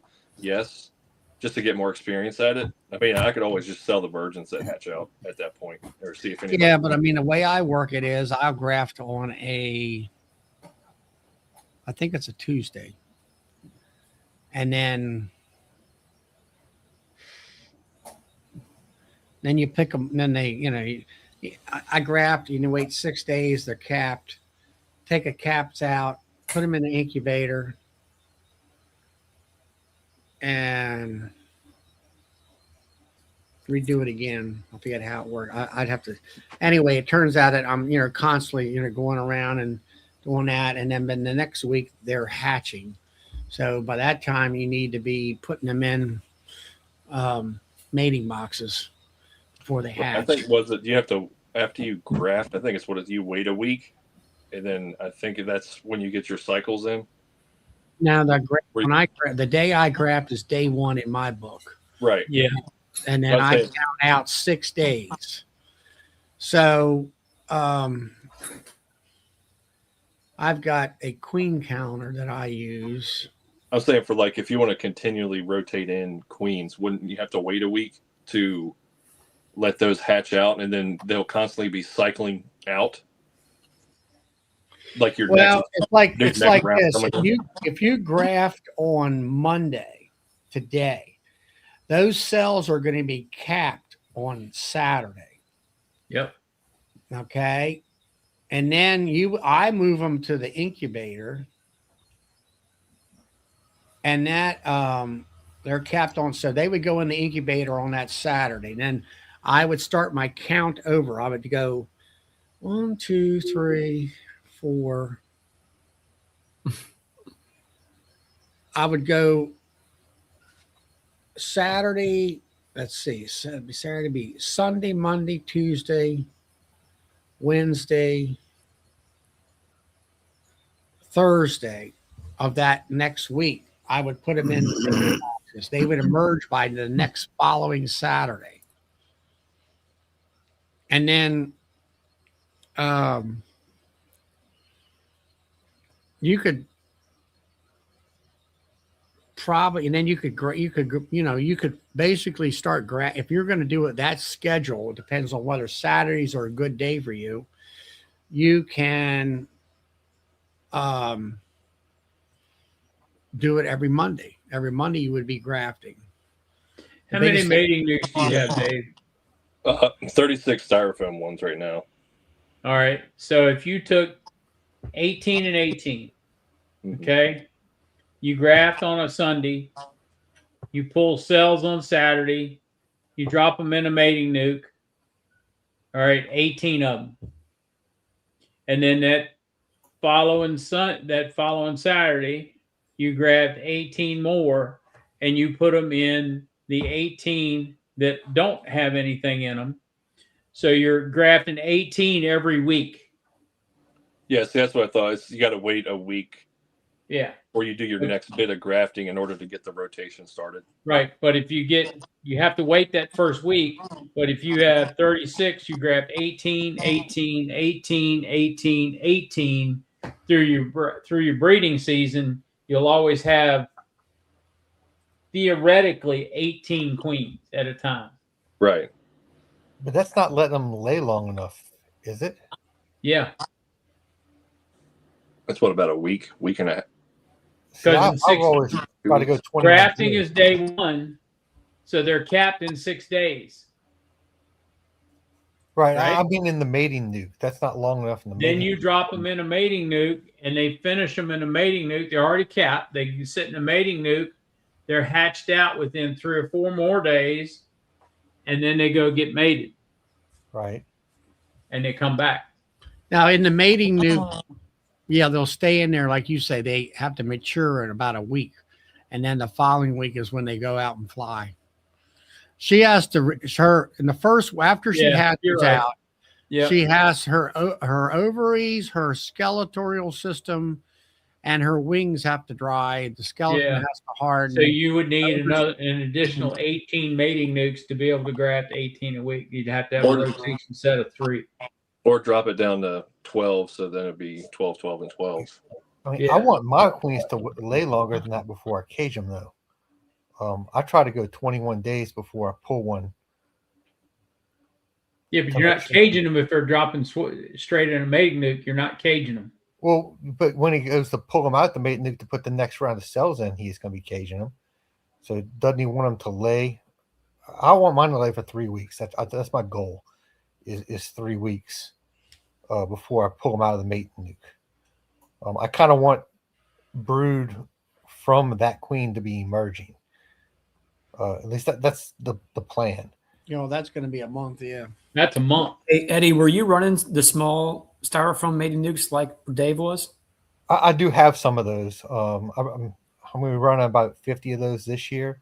Yeah. But I also run a bunch of the 3-way 10 frames. So 3 frames, 3 frames, and 3 frames.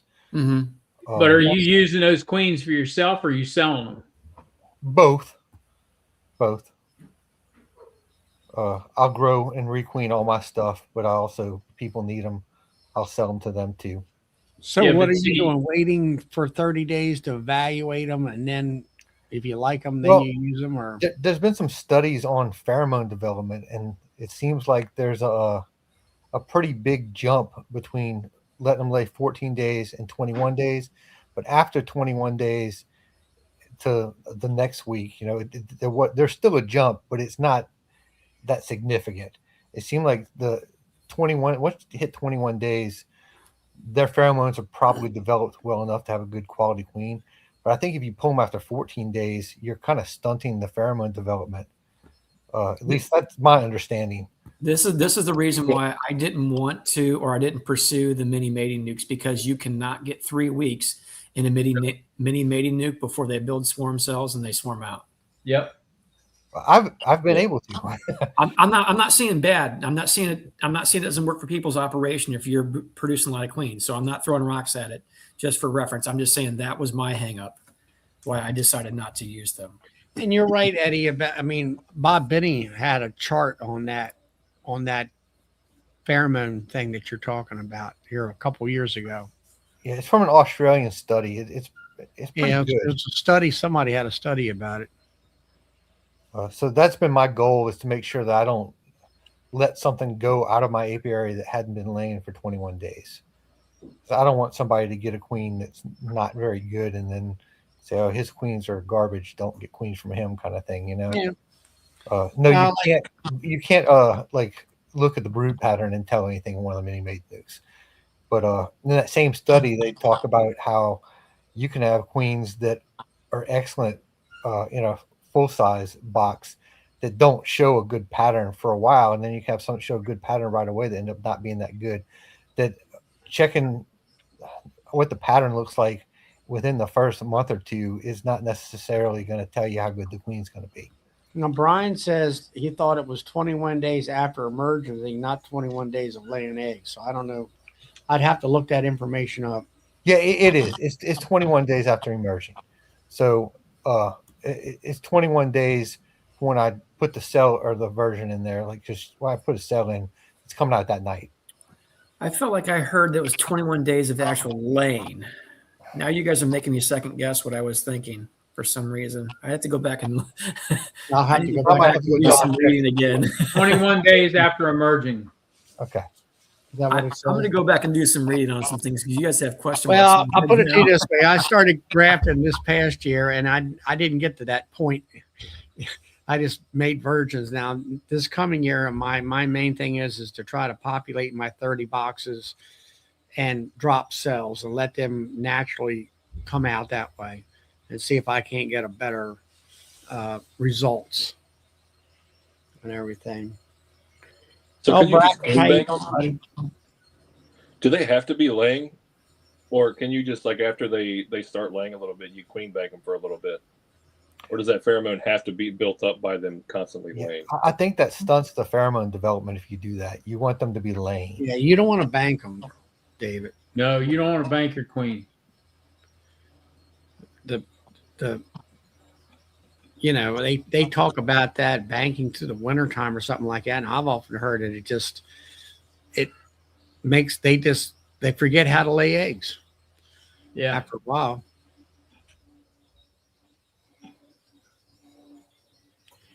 I'll have to, that's where my queen rearing skills need to be sharpened up to know all Okay, that. so Bill, Charlie, I know you guys are going to be there. You know, what'd be cool actually. I'm sidetracking. You know who needs to come to St. Louis, you guys?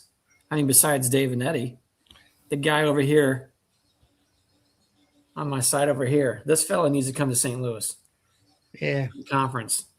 Yep. Who, me? You pointed at me? Well, I said Dave and Eddie too, but I was talking about Bracken, but all you guys. But what I was You going got to to point the say other is, way. You got to I point the other way. The other way. Other way. Yeah. Okay, that works too. how about this? I'm covering all bases. You guys got me now. So, somebody who I have coming to St. Louis, I actually had to pivot a little bit on a couple of things on my speakers due to nothing in my control and their control, actually. So Frank Rankovic is not going to be there. And I think I mentioned this last week. But I pulled a rabbit out of the hat, actually. Anybody heard of the gentleman named Wes Card? Yeah. I've heard Yes. the name.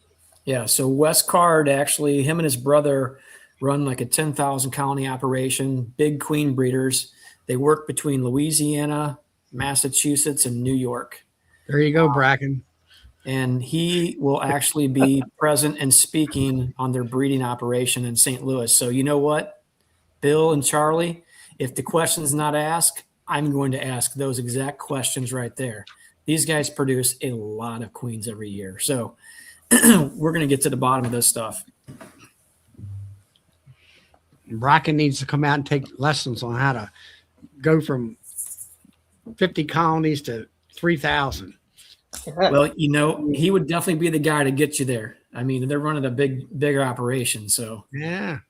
I told him, Go I'm out like, there hey, I and- can't go out have you there and do presenting some- on that specifically on 10,000 colonies, but I'm like, I'm going to tell you that over dinner, you and I are going to be talking pretty heavily about that.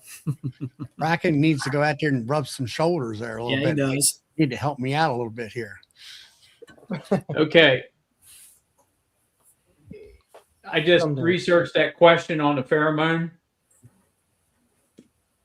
Her mandibular and retinue pheromone is fully developed within 3 days of starting to lay.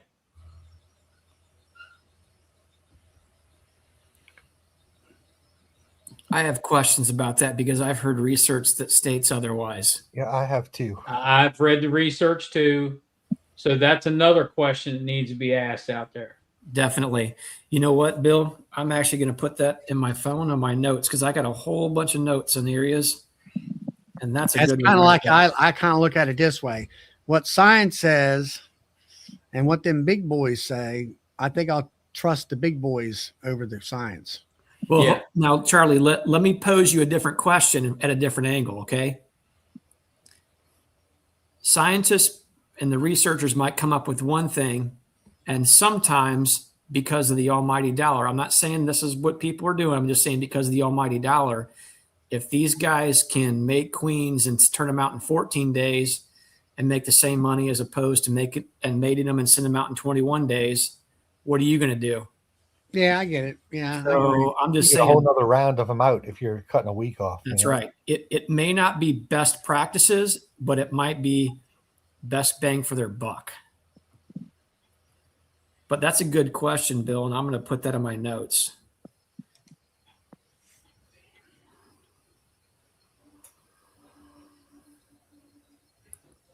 So is the feedback thing actually me? Because I've been muting my mic this whole time. I don't hear Okay. it anymore, Dave. I haven't heard it in a while. Here's the Somebody's still saying paper that this comes from. It was done by Edward L. Vargo, Reproductive Development and Ontogeny of Queen Pheromone Production. And they studied it in fire ants, is what they studied it in.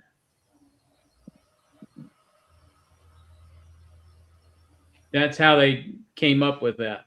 Is in the study was done in fire ants. Yeah, Hey, but how Bill, does that, what was the question you just posed a minute ago that we need to ask? I'm jotting down the other ones. How long does a queen have to lay before you cage her to be fully developed and Okay. have good success? Okay. I've always thought 21 days was the target goal. At least that's my target goal.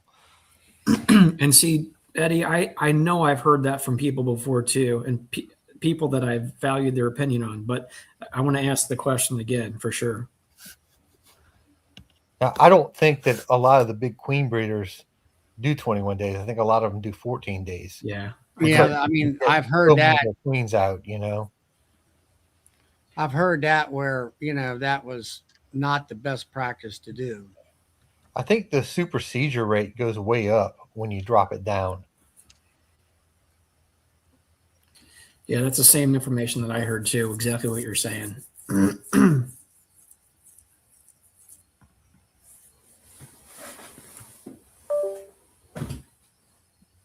Well, these are all good questions to ask anyway, right? Yeah. I heard it was 32 days. I know what you're doing there, Bracken. Yeah, I've heard it was 6 weeks too. I heard it was According to 3 years. I heard the Jack, queens. how long do you let them sit in your mini mating nukes? I know you use them too. Until I see eggs, larvae. I'm on a different level here, or lower level down here. That's Oh, what I did last year. You're All probably mine, bigger than as soon me. as I saw eggs, right in a big hive. Yeah, I've had, Tom had mentioned, I left some in the little mini mating nuke too long, and I've lost them. But I've checked them one day and they were full getting there, and then I go back a couple days later and they're gone. But that could just be, I'm not saying because they were packed out or whatever, but I like to try to get them into a 5-frame or into I have, like you said, a 10-frame box that's divided 3 ways. So I can put 3 frames in each one, and then I like that. I like to give the queen as much room as I can right off soon as she's laying and going. But I'm not selling them, to the public. I might sell 1 or 2 here and there to somebody who might need one, but I'm not selling them for my namesake. I mean, I like the full frame, the 3-frame full deep frame better. I'm not big enough to be able to propagate enough of those. Where the mini mating nukes, it's a cup and a half of bees is Yeah. all I put in there. So I can fill up 50 of those, and it doesn't put that huge of a dent. But those 3 frames, if I got to pull, I'll put a frame of brood and a frame of food and a frame of comb or foundation in there. Well, you do that a whole bunch of times. That takes a big chunk out of the rest of your hives. And I don't have. When I did those, I usually dedicated some resource hives. I had 2 or 3 pallets, and all I did was take from them. That was they, when I made those queens, that's where I got my bees from. That's where I got my brood from.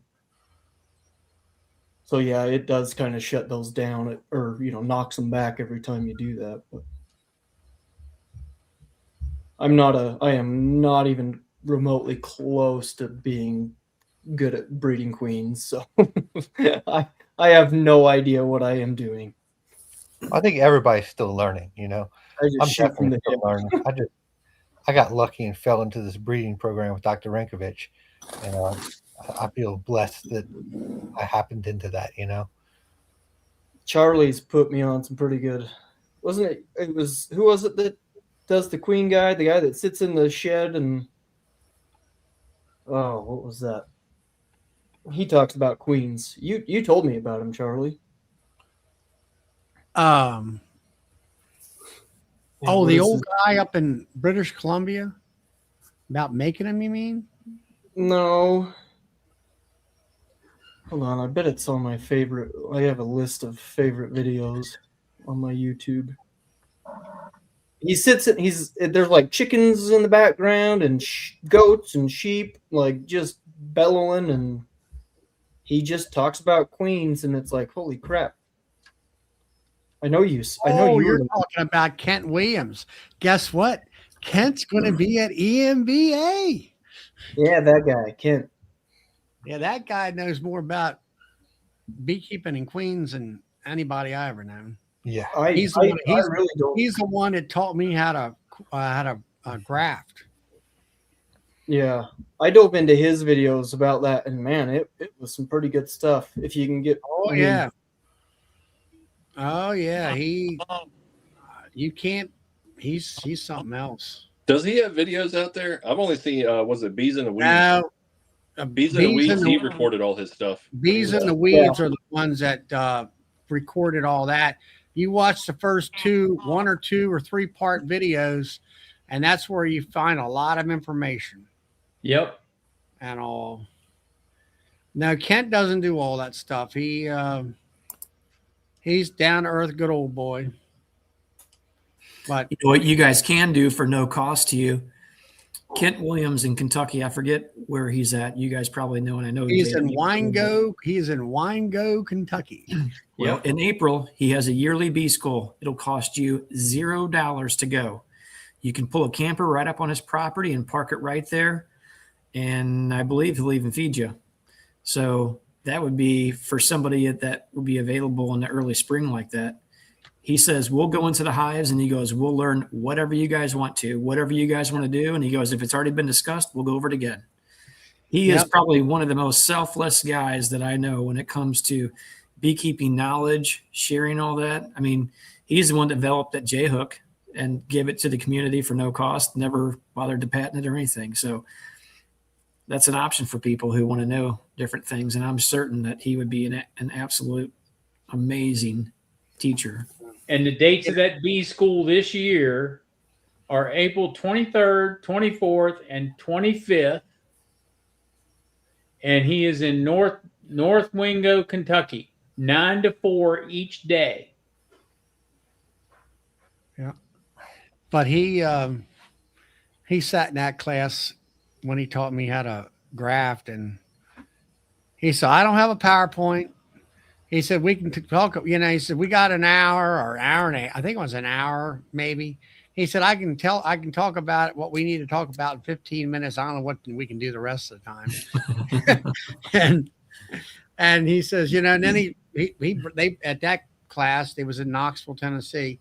They brought in live larvae, and we got 2 lines and started grafting.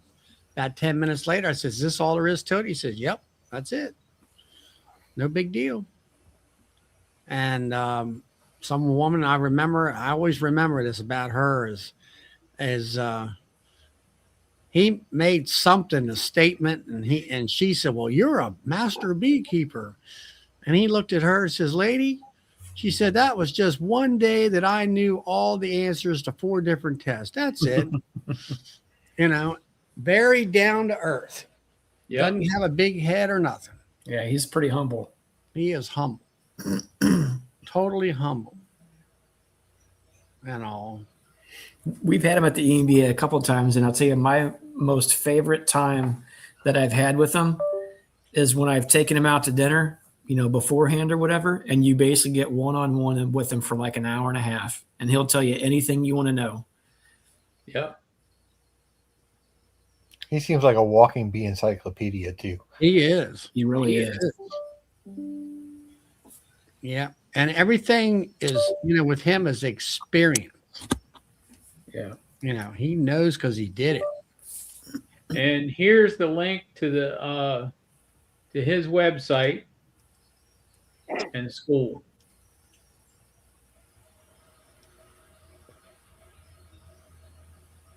Right there.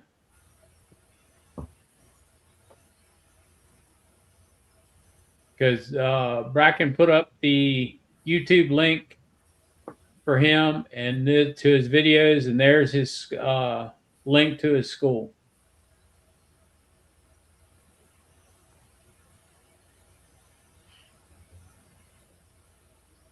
Night, Tom. So, Yeah, I'm not sure if I'll be able to make it out to that one, but I'll probably be able to make it out to yours, Bills. What you said yours was in? Is yours in April too, or no? no, May 9th and 10th. I can make it to that one because you're only a couple hours away. Yeah. But there's one thing that I really want to go and try out at some point, and that's going to do the artificial insemination. And I think you got to go down to Florida to do that, I believe. If Rob House were on here tonight, he could tell you where there's a class coming up, and it's this spring, and I don't think it's in Florida, but I'm gonna tell you that class is very expensive. Yeah, I figured as much. Yeah. So there's a guy named Jason something or other up in the north. He does those classes. I'm just going to try to find his name. I think it's Jason Bragg. That's Yeah, it. Jason Bragg. Yep, that's it. Jason Bragg class. I think for that weekend will cost you, I think it's like, don't quote me, I think it was $200 or $2,500, I think. I've known a couple people that have done it before.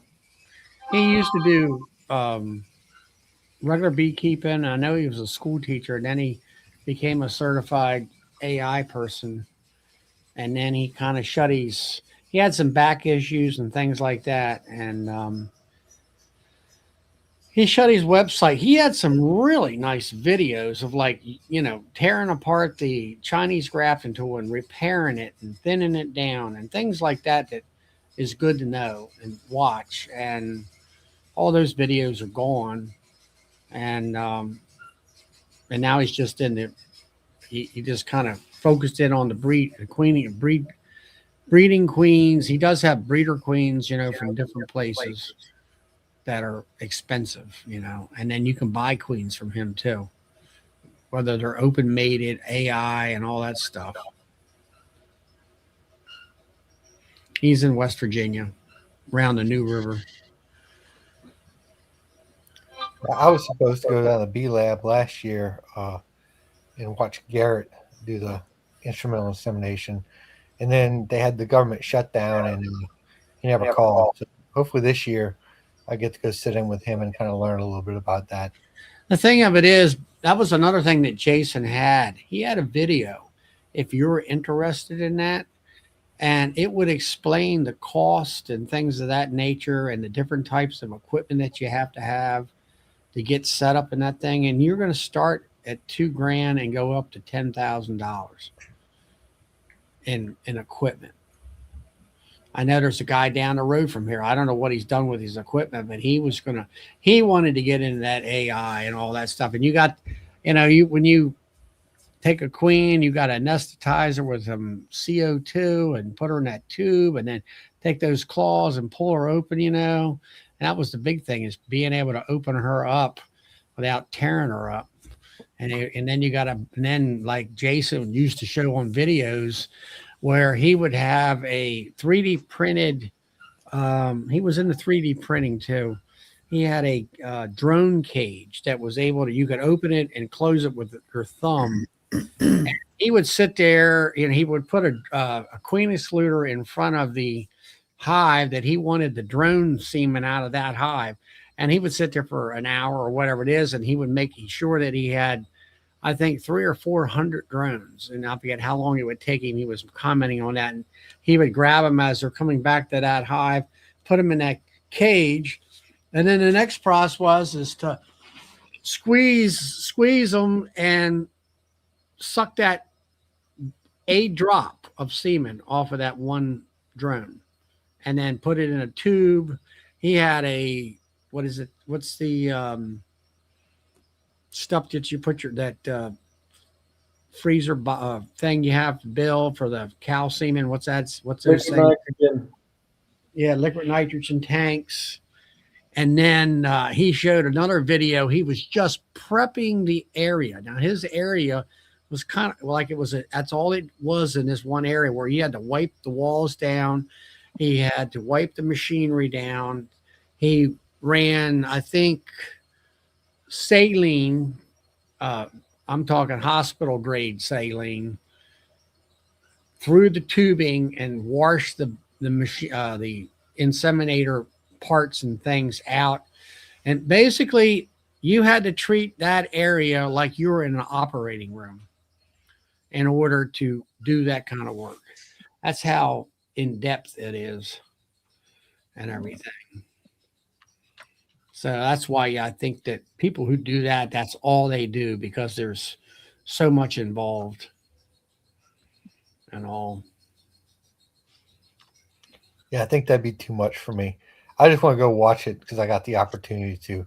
My buddy Kent's constantly pushing me to do it. It's like, man, you control your genetics better if you do that. I'm like, I don't think I want to get that.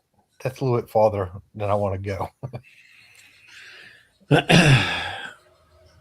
How I was looking at it is not necessarily the genetic controlling thing, because I think you need to, if you control it too much, I think that would be bad for the bees, in my opinion, because they wouldn't be getting nothing.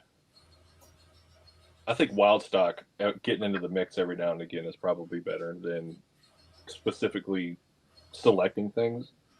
I'm just making up, or I'm just thinking off the top of my head about it. But I was looking at it more along the lines of maybe extending the life of queens, where you probably get a year or two more out of your queen, maybe because they're filled up more and they can last a lot longer. So if you're down south near in Alabama, Grammy's going to have artificial insemination classes down there. She's got 6 spots left for her class.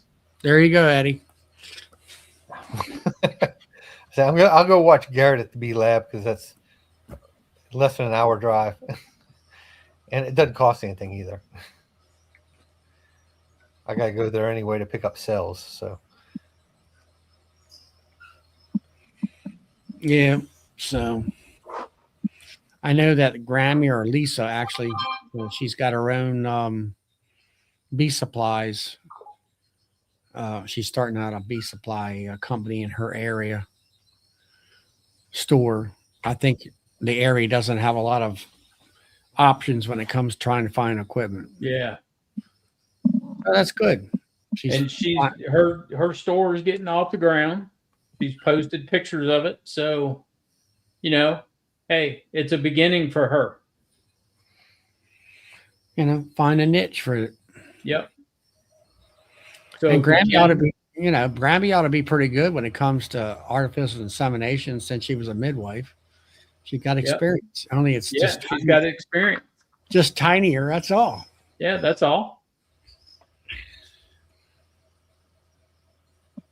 Grammy, you got to laugh. Don't get upset. All right, you got to laugh about it. Who's Chris Given? His name is Crispin Givens. I forget where he's out of. He's actually a really good teacher. We had him this last year in Missouri as a presenter, and I really enjoyed his topics. I actually asked him if he'd come up to St. Louis at some point. He was definitely interested in doing that. He also asked me about, somebody presented me with the idea here in Missouri about getting in on a grant about breeding queens, and we stood to actually get quite a bit of stuff out of it, or paid for, but I had to decline as I didn't know if we'd have time to really mess with that. And there's a lot of follow up with those grants. You have to provide a lot of information continually to suffice. But when we had seen him, he had mentioned that same thing to me and asked me about it. But anyway, he's a good person to, if anybody's looking for a good speaker, he has several topics that he can talk on specifically.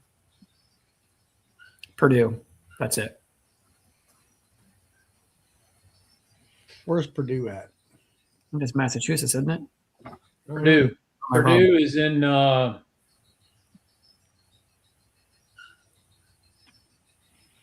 I know is Purdue. They're over here at Yeah. the cricket plant in Eastern Shore, Maryland. Oh no, I'm sorry. Hold on. Lafayette, Indiana. yeah, it's in Indiana. I don't know why I was thinking Massachusetts.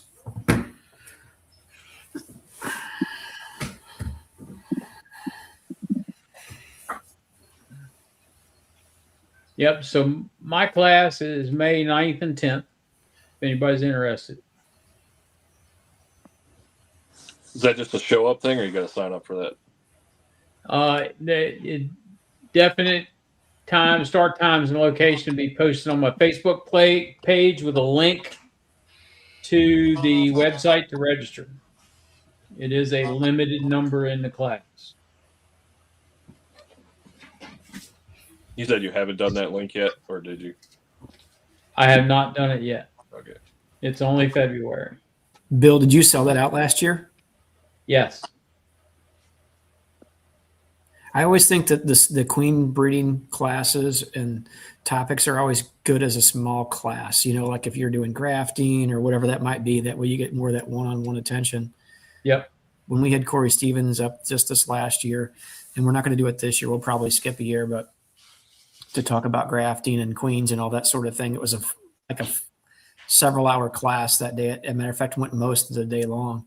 We talked about several different things, and then we went out at lunchtime and grabbed a bunch of frames from our bee yard at our learning yard for the EMBA, brought them back. It was about a 5-10 minute drive, brought them back and let everybody graft larvae. And you got somebody leaning over your shoulder kind of helping you out with that. So that was always very helpful.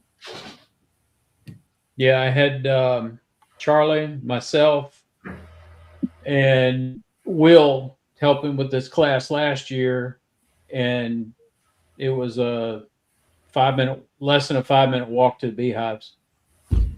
So walk out of the front door, walk around the corner of the loading dock, and there's the bees. So What's up, Mayor?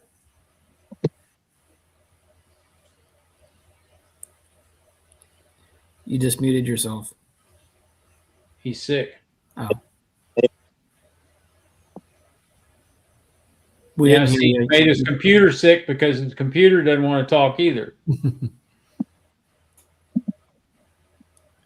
We didn't hear you. Can you hear me now? Yeah. Yeah. I'm not loud enough. I'm not talking loud enough. The problem. I'm alive. I'm here. You sound rough. I'll be there this weekend, but I'm here.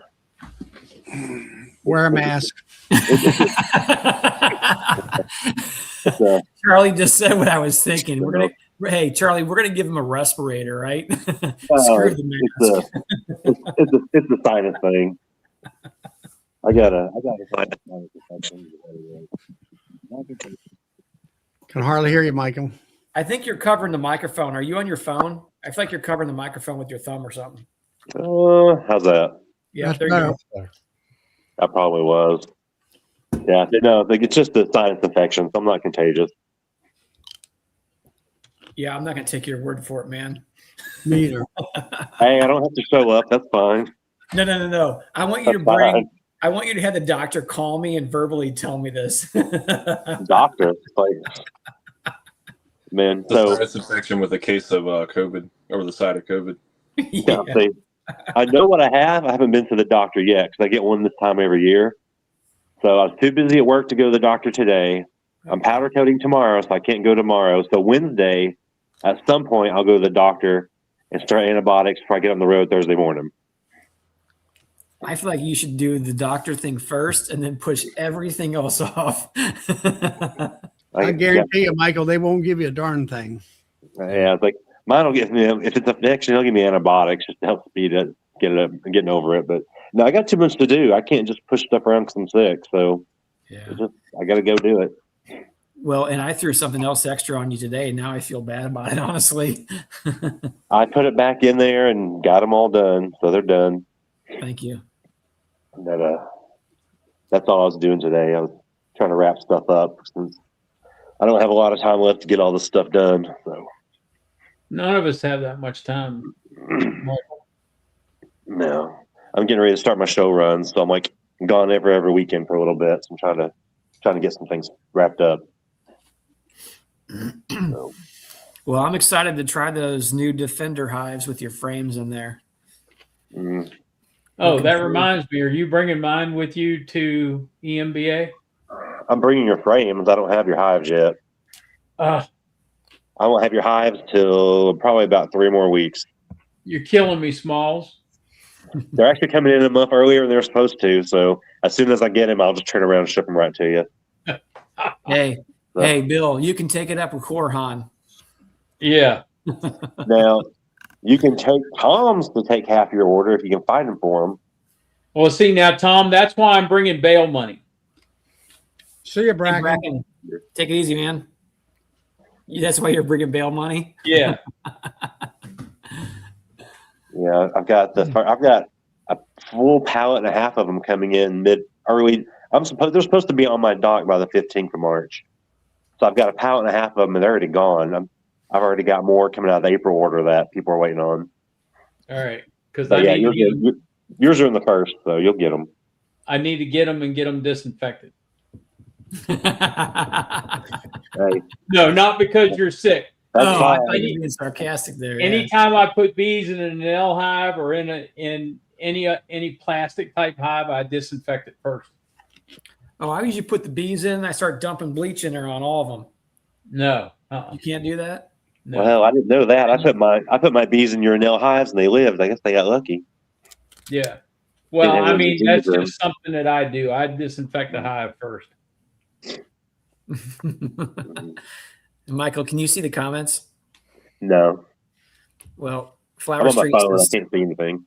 I figured. He says, Flower Street says, Tom, put him in a giant bubble like a hamster the whole weekend.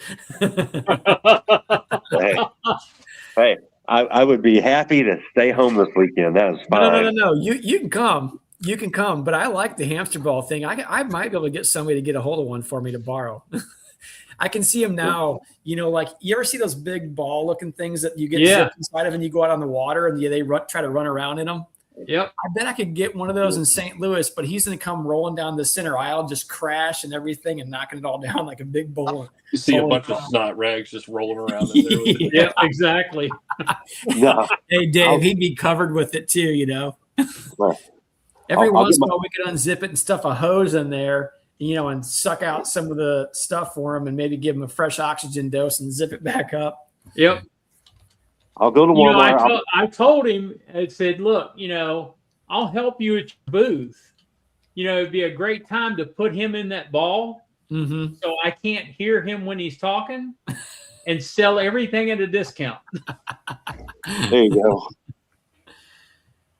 Like I'll go to Walmart. I'll get some clear shower curtains. I'll put up a liner around my booth just to make y'all feel better. Big sneeze guard.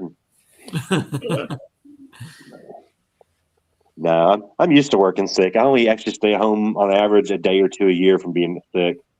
I work with strep, bronchitis, infections, whatever. I just deal with it. So you're one of the super spreaders?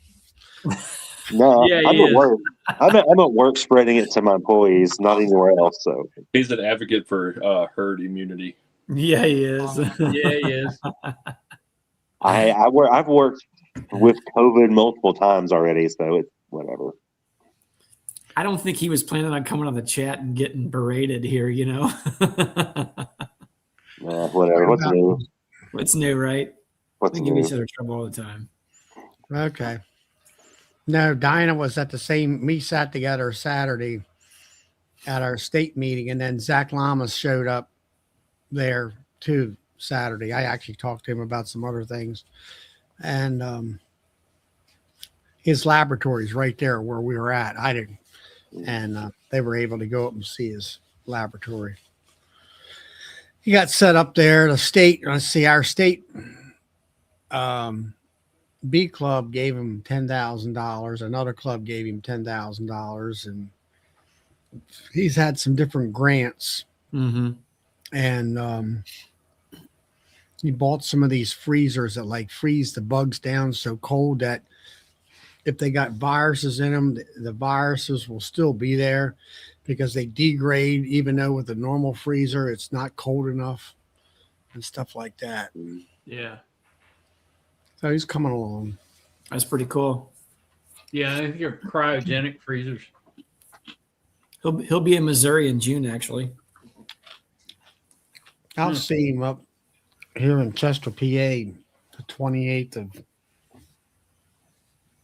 March, I think it is. Well, if That's cool. everybody wants to hang on here a minute, I'm going to shut the chat down because it's almost 10:15. So, everybody, Sawmill Charlie and I will be headed out here Wednesday morning, headed to EMBA. As I told you earlier, we may do some lives on the way out. We may do some on the way back, and I'm sure I'll be doing something while I'm out there. So I'll be try to do some either lives or 3-minute shorts at EMBA. Yep. And we might be at this guy's place. Maybe. You never know where we're going to show up, Charlie. Kind of. So y'all have a good evening. And those of you that are coming to EMBA, we'll see you out there.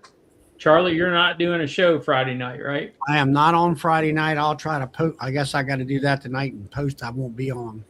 Yep. So tomorrow night is Tom's show, and Wednesday night is Stream Team. So y'all have a good week, and we'll see you at EMBA. Thanks for coming out. Good night.